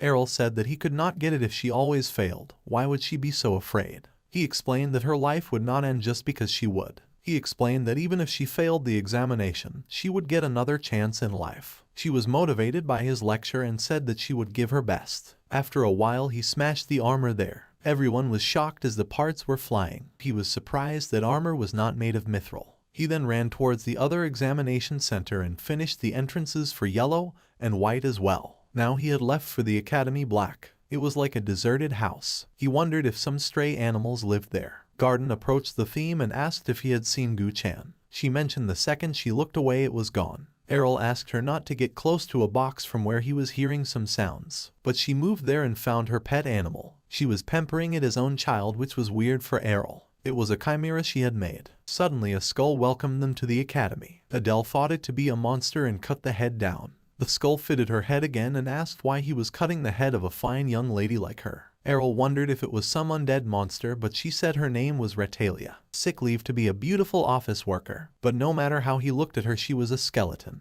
He asked Retalia if she could take him to the exam, but she said the Black Academy did not have any exam. There were barely any kids who wanted to learn black magic, so they welcomed everybody. He wondered if it was a good idea when he remembered about the weird girl he had met. Kaito ran towards him after a while. He said that he was searching for him. He asked why Errol was in a rush. He further asked if Errol would choose red. Hyufa and Colette were also there. They also asked him to join their respective academies. Errol could not understand what was all they were talking about. Kaito said that they had learnt that Errol was selected at the 3 academies. They asked which one he would be attending. He said that he would attend all of them. Kaito screamed that it was impossible to attend 3. Errol clarified that it was 6, not 3. He was selected for all the academies. He said that he was planning on attending all the 6 academies. Errol was showing his identity cards for every academy. The 3 kids were shocked that he had gotten into all the academics. Hyufa asked if anybody had said anything. Errol said that it seems like the academy did not share information about students between the different academies. Since he had got his IDs, he thought there would be no problems. But the lectures happened at the same time. Attending the 6 academies at the same time would be a problem.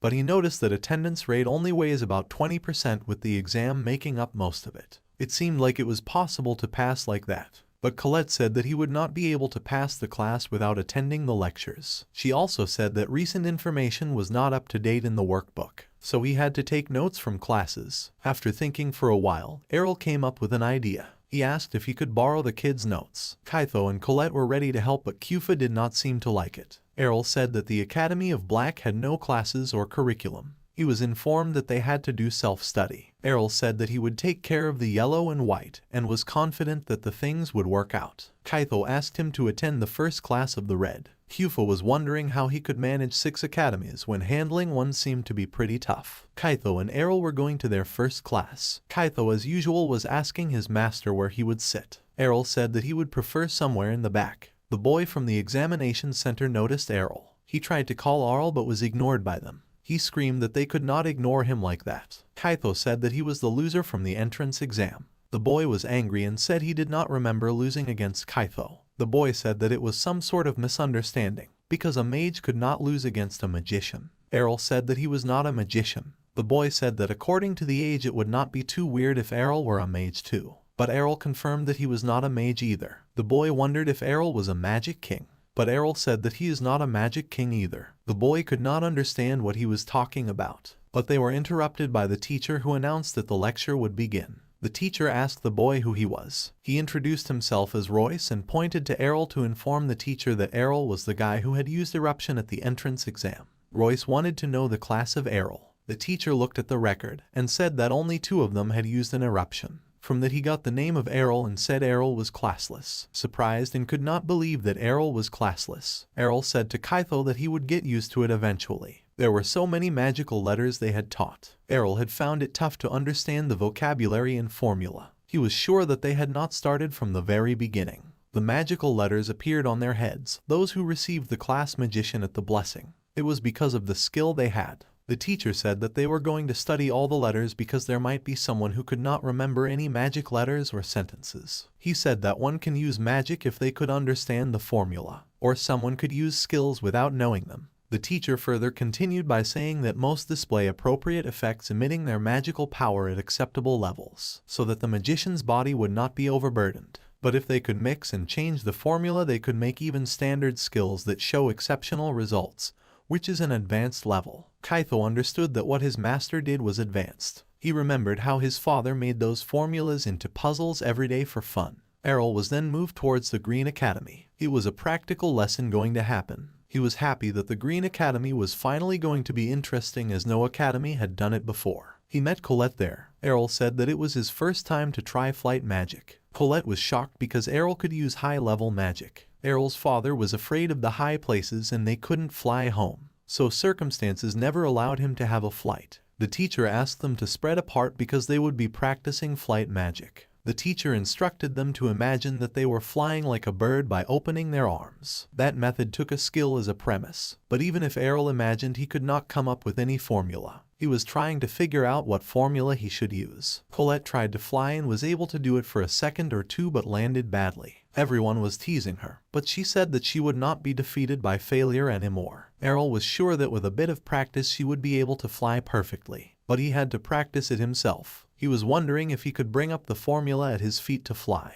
but his formula misfired and he fell badly. One guy arrived and said that everyone was very bad at flying in an insulting tone. He said that he would teach everyone how to do it and started flying like a bird. Everyone was amazed. He said that he had been practicing flight magic ever since he became a magician so that he would not lose in a race. Colette explained that races were held frequently at the Green Academy. In those races, the participants fly to the air and go down a course to see who the fastest was. The instructor said that comparing themselves with others would not help them to improve. She asked everyone to support each other until they all could fly properly. Errol was determined to join the race. The boy who had flying skills teased Errol and asked how he could participate when he could not even fly. Errol said that he would do enough practice to learn it. Kaito asked the teacher when the next one would be. She said that it was in 2 months. The flying guy said that being able to float was an easy task, but it would take half a year to master the skill. He asked Errol to come back next year. Errol found that if he could mix the wind with a similar formula, he could be able to fly. Colette asked if would participate next year, but Errol said that he would be participating in the upcoming match. Kaito was happy and said that he knew it. The 3 kids were at the academy at night. Kaito could not understand why they were back at the academy at that time. College said that she was too scared to come alone to get something she had forgotten at the building. Kaito understood that it was easier to get lost when it was dark, but the 2 girls should have been fine together. He asked why they brought him with. Colette said that Kyufa had said to go along as the more the better because some rumor was spreaded. Saito did not know what the rumors were. Kyufa said that it was something said to appear there almost every day. Kaito was so scared and didn't want to listen to it more. Kyufa mentioned how he used to be afraid to go to toilet alone at night when they were younger. Kaito was pissed off at Kyufa for bringing the past. He said that Kyufa was also hiding behind Colette. The 2 started fighting over and Colette tried to stop them. She said that if they keep screaming like that, the entity might find them. They all screamed when they noticed the shadow approaching them. The shadow counted that there were 3 of them. The shadow had grabbed Colette to close her mouth. Kaito screamed and said that if the shadow did not let Colette go, he would burn him into crisps. But Colette asked them to calm down as she recognized the voice of the shadow. Everyone was shocked that it was Errol. They asked why he was there that late. But Errol also wanted to know what those 3 were doing at night there. Errol then asked them to look at his feet. He was actually floating in the air. He said that he had been practicing so that he could prepare for the race. They understood that the ongoing rumor was actually Errol. Kaito asked if practicing every night would not ruin his body. Errol said that it was normal to get near death while practicing.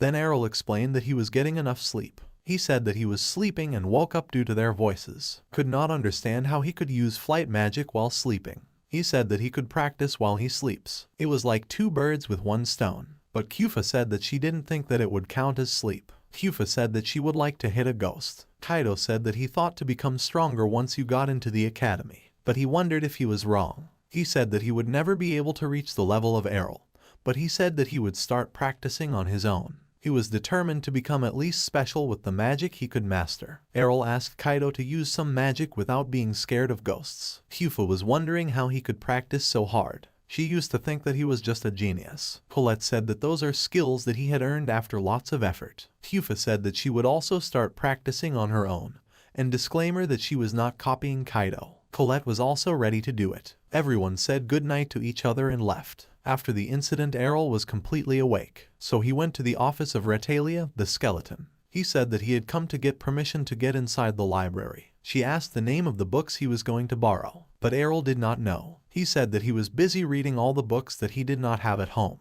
The books had lots of interesting information and he needed to change the pace of reading. Retalia said that most kids could not read books about black magic as it made them sick. She knew that Errol had some incredible absorbing power. One day the instructor was teaching them some formulas. Adele asked if he could have a moment. When got permission, he mentioned that the third line of the formula was wrong. The teacher agreed and rewrote it. Kaido was surprised that his master could notice that. Errol said that since he couldn't create those formulas in his head, he had to remember them all one by one. Kaido was surprised how he could remember such long formulas. Errol said that there were abbreviations so that he could remember more of them. He also said that he could remember the formula on the blackboard with 30% of it cut out. The instructor found it interesting and asked him to write the formula on the board. Errol thundered 10-line formula into 6 lines. The instructor was also shocked when Errol said he could activate it with just that. The instructor chose to believe him, but he also said that it was not perfectly safe. He said that if Errol failed it would create an explosion. But Errol was confident that as long as he did not die he would make it. The teacher was wondering how he could have a perfect understanding of the formula. All the kids were also shocked. The instructor asked him if he wanted to take the promotion exam.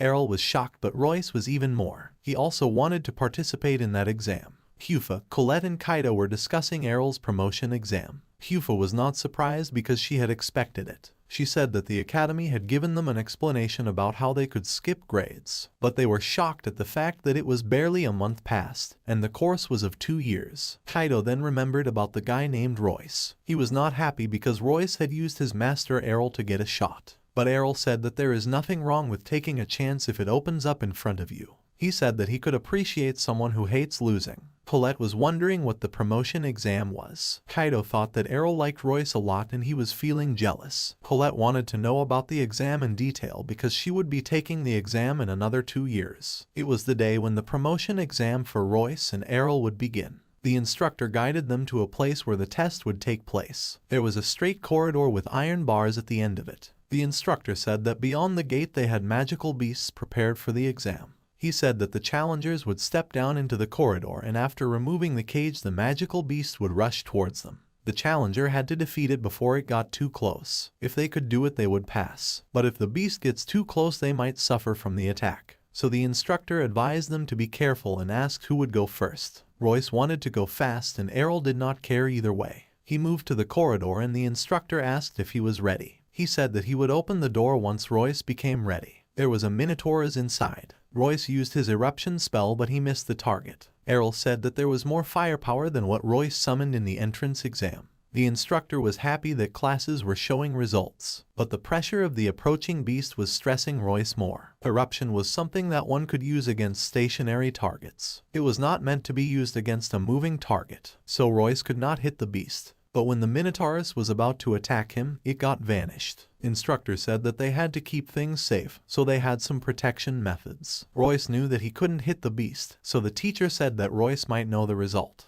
The instructor said that normally it was a thing that people challenge after 2 years, already coming that far showed his progress. Royce wondered if the teacher had known about his current ability, why he had let him participate. The instructor mentioned that in years the others in the class would be able to beat the beast. Royce was happy that he would be even better after 2 years. He had realized that he was nothing but weak mage, but he said that he would not give up and would give up to the instructor's expectations. It was now the turn for Errol. The instructor asked him to prepare down inside the corridor and open the door. The instructor also said that Errol would be doing the exact same thing.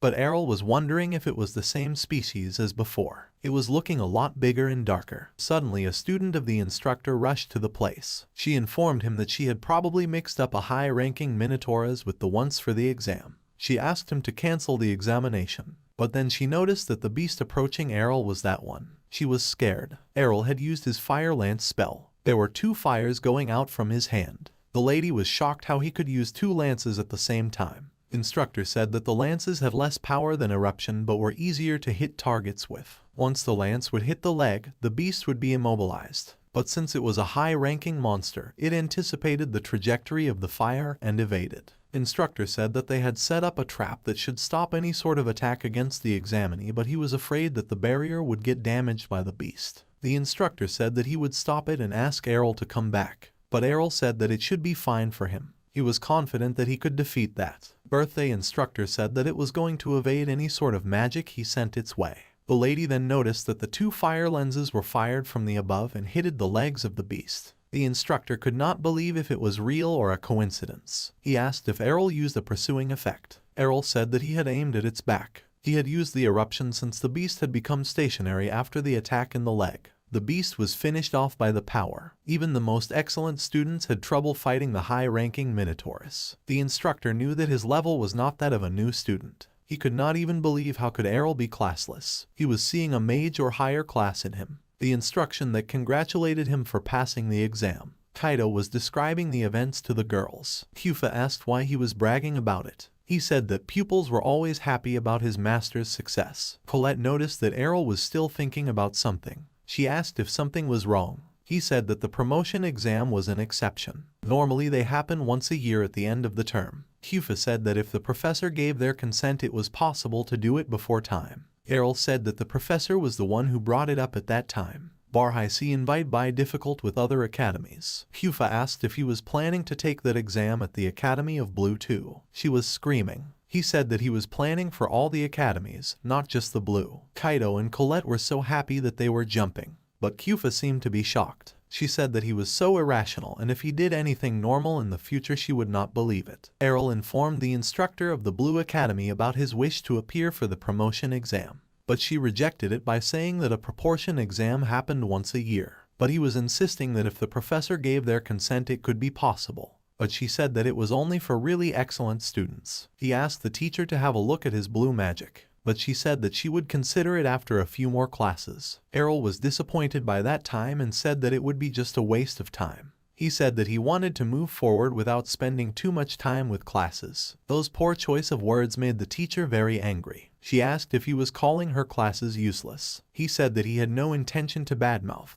but just had wanted to say that those classes were not on his level. Hyufa said that though he was good at magic, he had an awful mouth. The teacher said that she would take a look at his skills to see if he was worthy of taking the promotion exam. He wanted to ask why could not see had just done that from straight. But before he could finish his words, Hyufa stopped him and said sorry to the teacher. The teacher and Errol moved to a small practice space. Hyufa knew that Errol was strong, but since Errol had angered the teacher Hagel, she couldn't imagine the ending. The teacher was another candidate for the class of Magic Kings. She started describing the rules of the battle. She said that no physical attack would be done and the winner would be the one who breaks the other's divine protection first. Errol asked if he won, would she let him take the promotion exam? Professor Hagel could not believe what he had said. She asked if he was saying that he could win against the teacher. Errol replied that he would never know if he did not try. He said that he might be able to win. He seemed to be far more arrogant than she had thought. She said that if he had that confidence in himself then they would go along with it. Hagel used the ice storm spell on Errol. Hyufa was watching over from the pavilion. Her limbs were hurt from the cold. The world had been instantly frozen over. It seemed like Errol had not made it in time. He fell into a pillar of ice. The teacher was saying all these to him. She said that in a battle like that one had to try and bring out the strongest magic at the right time. She said that it would be best for him to remember. The sound of cracking ice shocked her. She could not understand what was happening. She couldn't believe if Errol had used ice field defensive magic. She was wondering how he had prepared the spell beforehand and activated it in the same moment seated to block her attack. It seems Delight Error was fairly skilled in creating formulas. It was now his turn and he used the Ice Edge spell. C asked if he thought that he could win against her with something like that. It was quite a beginner skill for her. She had perfectly intersected all the ice blades. Errol understood that she was a skillful professor. The incident reminded her that he had used Ice Edge at the entrance exam as well. She asked if it was his speciality. C also said that even if he keeps increasing the number of shards, it would not be enough to beat her. He said that he would put that theory to the test and started doubling the amount. But that could not beat him. But then he made 100 more to her left, 100 more to her left and another 100 at her behind. She was shocked at that. C could not believe that he had made edges from all the sides at the same time. Increasing the number was easy but changing the point from where it would materialize required quite the complex formula. She knew that she would not be able to intercept all of these with just Ice Edge, so she had used the spell Ice Shield. With an increasing number of shards the effects should have been decreased, but they were as hard as before. But Hagel said that it was still beginner magic and he would not be able to break her ice shield. She decided to use those eye blades for her own shield, to save her energy. This way she could defeat him with a simple strike. Since he was using that much magical power, he should run a law on energy. She planned to go on offensive mode once he stopped attacks, but he guessed that it was time to finish the game. She asked what he was going to try to break her shield with, but he said that he would make it so that she would not break her own shield. He used the magic ice lance. She was shocked that after creating all those blades he could still use different magic. Ice Lance was a spell that had very high destructive power. She tried hard to get away with it, but she was trapped in her own shield. She was about to lose to a student and screamed. Errol had won the battle and got promoted. Since he had managed to get promoted at Academy of Blue, he was thinking where he should go next. Hyufa had to retreat due to the cold from the battle. Kaido said that he would have loved to see that battle. Colette was also excited to know about it. He then approached the authority of the Academy of Green to get a promotion. The lady at the reception said that it would be impossible if he did not have a good reason. She was sizing for the precedent to look for the conditions. She found that the rookie had excellent grades across the board, so the principal personality gave them constant. The lady asked if he was planning to ask the principal. The principal was terribly busy, so she could not let him bother the principal. She said that if he broke that condition he would be forced to leave the academy. He only had the option to wait for the final exam. The lady asked if he was going to participate in the flying race. She said that it was a way to meet the principal. He would be present for the event and would personally congratulate the winner. Errol had a chance if he could win the race. The lady said that the condition of winning seemed hard for him to achieve. Errol was planning that if he could win the race he would progress at the same time. He thanked the lady for help and said that he would do it. The lady was wondering if he was not the guy who was unable to fly just a while ago. It was the day of the race. There were lots of people gathered for the flying race. Errol asked Colette to participate, but she said he could not do it very well. Kaido was cheering for his master. One student wondered about it. Race had started. The announcer was doing commentary. The participant Marco had crashed right into the stands. Last year also he had made the same mistake. It seemed like he had not learned his ability. Within a minute the group had started falling apart. Leading group consisted of 15 people. The announcer could see lots of new faces. The two leading the group seemed to be the first-year students. It was Sky and Errol. Sky asked Errol how he could keep up with that speed as Errol was slow. Explained that a race was always going to be a long stretch, so if anyone went all out in the start he would fall behind in the later half. The leading group was about to arrive at the main gate. It was the first checkpoint of that day's race. After making it through the front gate they had to take a surprise to stay on the course. The principal said that if they took the outside route they would surely lag behind, and if this they too used to the corner centrifugal force would shoot them outside the course. Though skill was a big person a bit, their position in the group was just as important. Sky was determined that he could not lose his position because it was once better to stay in the middle. Once he made it past the gate, he planned to maintain the speed and took a sharp turn. The group had taken the corner without dropping speed. The announcer was doing commentary on the thing, but some got face planted into the wall like every year. The participants who had made it through the gate were heading for the neighboring town. The principal and the announcer were going to greet them. The leading group had made it into the town, and the announcer said that the status of the goddess will act as the turnaround point. The participant air goddess Dione came out on the top and was taking the lead. She was the one who stood victorious in all 3 races last year. The principal was wondering if she would outcast other participants to take another consecutive win. Sky was determined that he would not let Errol go ahead. Only Errol and Sky were able to keep up with their speed with that of Dione. Kaido was wondering if his master was one of the 3 leading. Dione was surprised that 2 rookies could keep up with her. Sky said to her that he would be the one to win this race. Dione wondered how long he would keep up for. She accelerates even faster. She was leaving behind the 2 rookies. The announcer wondered if she was not serious before. Sky said that he had not gotten serious, and if he got serious he would be able to catch up.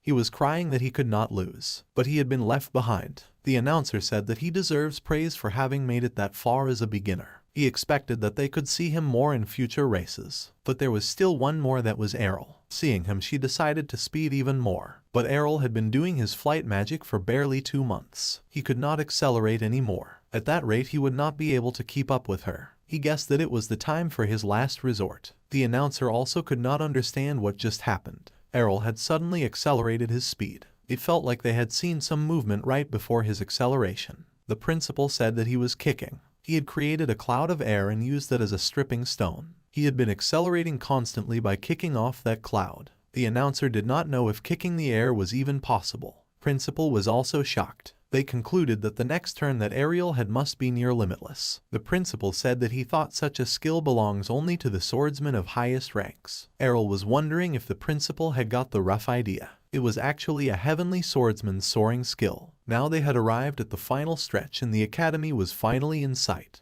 The participants were giving it their all and seemed like they would get a photo finish. The principal said that it was bad. He said that since this was the exact same route before the turnaround, there was a circle in front of the gate. He said that at the speed they were flying jet they would not be able to take the car and would hurt themselves. Dione noticed the curve and said she had to drop her speed or it would be dangerous. But Ariel thought the one who dropped their speed first would lose. But if they went for too long, they would end up outside the course. Dione noticed that Ariel was not slowing down. Dione was the participant to give in first, and Ariel took the first place. But taking the car access speed would be very dangerous. But Ariel had made it past the curve. It looked like he had pushed his arms. The announcer wondered if it was the same situation as before when Ariel had kicked off the air. The principal said that the strength of his arms must be on another level. Ariel now had to make it back to the start and pass the gate. Adele had won first place. The announcer said that a new student of all people had taken the victory that year. Kyufa, Colette and Kaido were so happy. Dione said that she was surprised as she had never expected she would lose like that. It was announced that Dione also made it to the finish line. Ariel said to her that it was a great race. She replied that she wouldn't lose next time. Sky had secured third place. He also said that he wouldn't lose the next time and started crying like a baby. The principal awarded Ariel with a certificate and medal. He then approached the principal to talk about his promotion. The principal agreed in a second, but he wanted to know where he learned that flight magic. Ariel said that he learnt it in class. The principal did not believe but said that he would not force Ariel to tell him. Ariel couldn't understand what the principal was talking about. Kaido was excited that his master Dinesh would get into the second grade in every academy. But Ariel said that he still had white and yellow left. Colette was showing the medal to Kyufa. She said that she wanted to wear it as well. But Kyufa was wondering about the white and yellow academy. They both received like supporters some sort of offensive magic. Kyufa wondered about the promotion exam. Ariel said that he had a rough idea concerning Yellow. Academy of Yellow had a place where students could represent their magical research. If one could manage to get good grades at a presentation, they couldn't take the promotion exam. Kaido asked if he was doing some research on his side. He said that he was training his flight magic in his sleep. Kyufa wanted to know what topic he decided on in the end. Ariel said his interest was in golems. Golems where puppets are made of earth. Kyufa said that the topic was pretty plain. Kaido suggested that rather than earth magic, Ariel could try something like alchemy. But Ariel explained how one could have the golem fulfill hurt or dangerous labor for them. He said that golem creation was useful magic in everyday life. Kyufa said that she could see how he was aiming for a good grade with that. Ariel said that he had already finished most of the development. All that was left was to present it. Everyone hoped that it would work out. It was the Yellow Academy Center. Ariel was trying to register for the presentation, but he had forgotten to register within the time frame. He was asking if there was anything that could be done, but the center in charge said that unregistered participation was impossible. She said that dates had been decided already and they had a lot of participants. She asked Ariel to wait for the next presentation, but Ariel told them that he had already created a brand new golem. But she said that even if that was the case, she had no way to verify that and she could not send the decision. But another guy heard their conversation. He asked if Ariel was interested in golem research. He said that Ariel had gotten a great eye. He asked Ariel to leave the matter to him. Ariel didn't know who the guy was. The man asked if Ariel wanted to create a golem of his own. He suggested registering Ariel as an assistant at his research lab. But the in-charge said that it would be unfair towards the first grade students. The guy was a teacher named Rockwell. Ariel asked if he could present his own golem if he became his assistant. The teacher agreed and Ariel had accepted the offer. Rockwell was so happy and looking forward to the next presentation. But the in-charge lady was found to be upset. Ariel asked if it was a problem. She explained that Rockwell might not look like it, but he was exceptionally skilled at developing golems. It was his hobby to present his new variation at the presentation. His focus was on the battle-type golems, but it did not sound like a problem to Ariel. But she explained that he always randomly chooses a student to fight against. He understood that it would not make the man popular. That was why Rockwell could not find anybody to be his assistant, and he was actively looking for them. The in-charge said that Ariel could still say no, but he asked to register himself as an assistant of Rockwell. He would get to present his golem and there was no other option. It was the day for the instructors to show their new developments. The announcer asked everyone to observe some wonderful Eartha magic. Kyufa asked why Kaido seemed to be down. He said that at the alchemy present disorder he thought he would be able to see some cool minerals created by magics. But it was all just a lot of thesis. He found it freaking boring. Colette said that Kaido did well by coming back early. It was Errol's turn next. Ryder was excited to hear it. The announcement was made that the next would be Rockwell. He said that he would give the audience a wonderful presentation of battle-type golems. Everyone was talking about Rockwell. He was very famous as the teacher who drove out his students. Kyufa was scared after hearing those talks. Rockwell presented the golems he had made. Kaido said that those are very different from the golems they found at the village. They had seen battle-type golems for the first time. Rockwell said that his golem would fight with the golem Errol had made. He asked Errol to prepare his golem. He already had prepared the golem and his name was Alpha. He called Alpha to come out. Everyone was shocked to see the golem Errol had made. They wondered if it was made of metal. There was no rule that said a golem had to be made out of earth. Errol said that he had made it from materials with alchemy and it moves with earth magic. Everyone was shocked because he had never seen a red metal like that. They asked if it was a new type of mineral. Yufa said that Errol always had something exceptional to show. Kaido was so proud of his master. Rockwell asked him to stop his jokes. He said that metal was too heavy for him to move with earth magic. Rockwell said that it was an armor and someone might be moving this from the right inside. He opened the head of the golem but there was no person inside. The material also felt like paper. Rockwell guessed if he had given up on straight in order to have it move more easily. Rockwell said that it was a shame that Errol had worked hard to make it. Rockwell was confident that his golem would destroy that in one attack. He said that he would not show him any restraint but would show Errol the world's strongest golem he had created. Fight between the two golems had started. They were so fast that it was all dust. Kaido and others could not even see Errol. After it was reduced they saw that the Rockwell's golem had lost. Rockwell was surprised at this. He could not believe how a golem made from metal with low strength had so much strength on.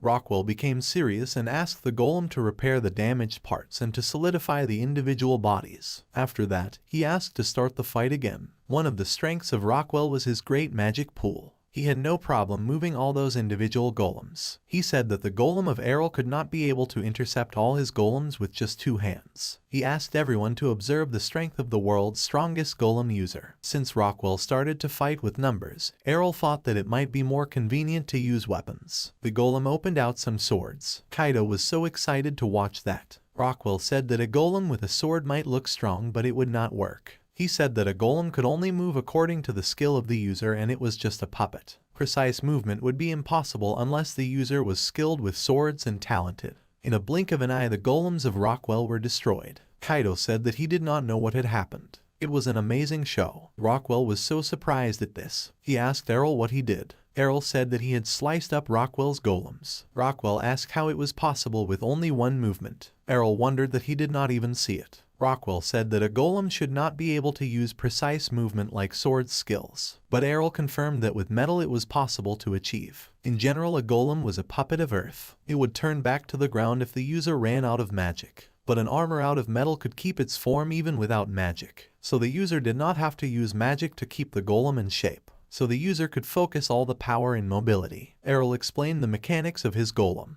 It was a golem with a lower amount of magic indeed. This was the result of his research. Rockwell said that the logic made sense and the example was right in front of Rockwell. Errol asked if he would be able to take the promotion exam. Rockwell asked if he had come to the presentation just for the promotion exam. Errol said yes. The professor said that that would not work as an assistant. Errol had not looked into that enough. The professor said that the alchemy skill and his talent as a user would be a waste if he let Errol be in the first grade. Rockwell said that if Adel agreed to join his research lab, he would talk to the principal about promotion. It sounded good to Errol. The audience wondered if Errol knew what he was getting himself into. Errol had got his promotion and said that Rockwell was a good teacher, but Kyufa doubts it. Now the Academy of White was left. Errol knocked at the door of the office. He was greeted by a lady. Her name was Kid. He said that even if Errol might be a top student of the first grade, she would still have to confirm his skills during a practical exam. She then asked Errol to follow her to the destination. Errol asked if she was going to be fine as she couldn't see. He'd mentioned that even if she could not see with her eyes,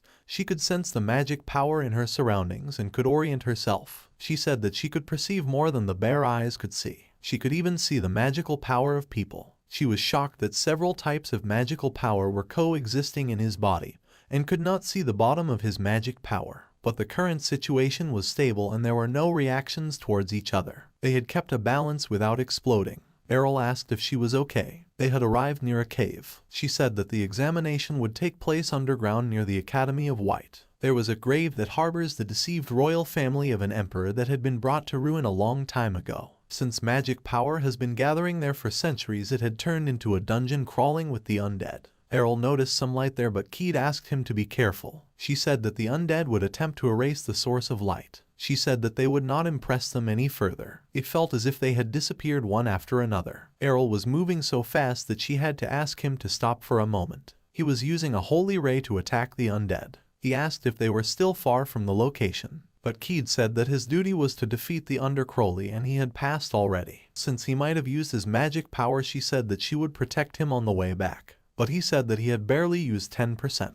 She screamed that she had understood his skills perfectly. It was her first time coming that far. Errol attacked someone with Holy Ray suddenly. It was a sinister magic power. She could not even pick up on its presence before Errol had attacked. The entity could erase his presence. He had not disappeared even after being hit by Holy Ray. The entity asked what Errol was doing. Errol was not giving time to him to introduce himself. He said that it would be the polite thing to wait. Errol then used Holy Cross to defeat it. Errol said that it was time to head back. She said that the monster he just defeated might be a high-ranking undead. Errol also said that he could speak that was a bit different from the others. You wanted to know about the Holy Cross skill. She said that only exorcists with expensive training and skill should be able to use such light magic. He asked if it was not basically the same as Holy Ray. He'd said that if he was merely aware of it, then she should question it no further. Errol informed the kid group that he had passed the Academy of White as well. Kaido said that Errol had masters all the academies. Errol was in the library of the Black Academy with lots of books. The skull Rotalia appeared in front of him from upward, with the head facing downward. She screamed how energetic Errol was, but he cut her head in a moment. She fixed her head and asked why he would cut off her head like that. He said that he did because she was bothering him while he was reading.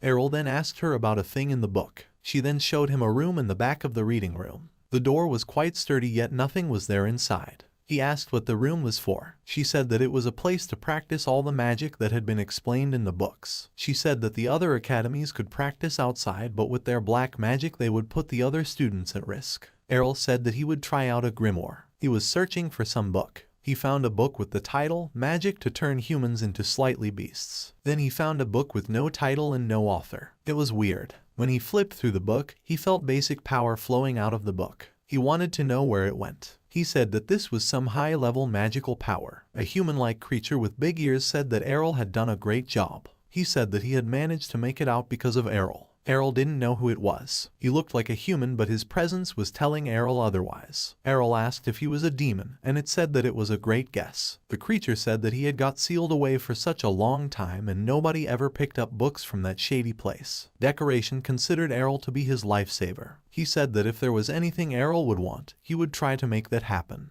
But Errol did not need anything. The demon asked Errol not to be like that. He said that he needed a catalyst to make it back to the demon world. In other words, it was the flesh and blood of Errol. The demon said that he would just help himself. Errol used the spell explosion, but the demon didn't die. Errol wondered how the spell did not activate. He was sure that the formula was correct. The demon said that the magic would not work as Errol was already inside the barrier he set up. He had sealed off the use of magic that had made it a perfect place to kill a magician. The demon said that without magic Errol would be useless, so he asked Errol to get killed. Errol then opened his sword and said that he would have to fight with that. The demon asked if Errol was going to attack him with that wand. Errol jumped in the air and cut the demon, but it had no effect. He wanted if the demand was some undead like Ratalia. He understood that cutting the head would not work. The demon was laughing at that, but wondered how Errol had attacked him physically even though he was a magician. He asked Errol if he was a magic swordsman. He did not expect that, but Errol said that he was classless. Errol tried to attack him again, but there was no damage done.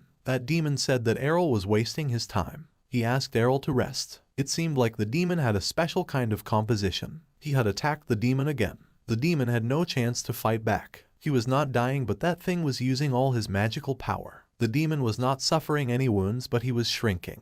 It has become interesting. Errol wanted to continue his magic and see how small the demon could become. The demon asked to give it a race and said he would disappear if he kept shrinking. He begged Errol to stop and said it would kill him. Errol asked if he did not want to die. Errol said that he would let the demon go but said that the magic he had used was slavery magic. Errol had been wanting to try it out. The demon screamed and asked why he had to become the Simon of some lowly human. Errol said that if the demon tried to resist he would get hurt. Errol said that demons had some resistance against physical damage, so he made sure that the demon's spirit would get hurt. The demon said that Errol seemed to be more of a demon than him. Errol said that he didn't like the tone. The demon said sorry to his master. Kaido was looking at the small demon. It was resting on Kaido's hand. He was wondering if it was his master's familiar. The demon was upset and asked if Kaido was even aware of whom they were talking to. Hyuga asked Kaido not to bully Errol's pet. Kaido was tickling the demon with finger. The demon was angry to hear the word pet. Colette said sorry about it and handed it over to Errol. Errol asked not to mind it and said that the demon would not die from that. Hyuga was tearing the demon. Kaido said that she was even worse than him. He asked the demon to bring some bread from the cafeteria. The demon screamed that his name was Mastema and asked not to use him as an errand.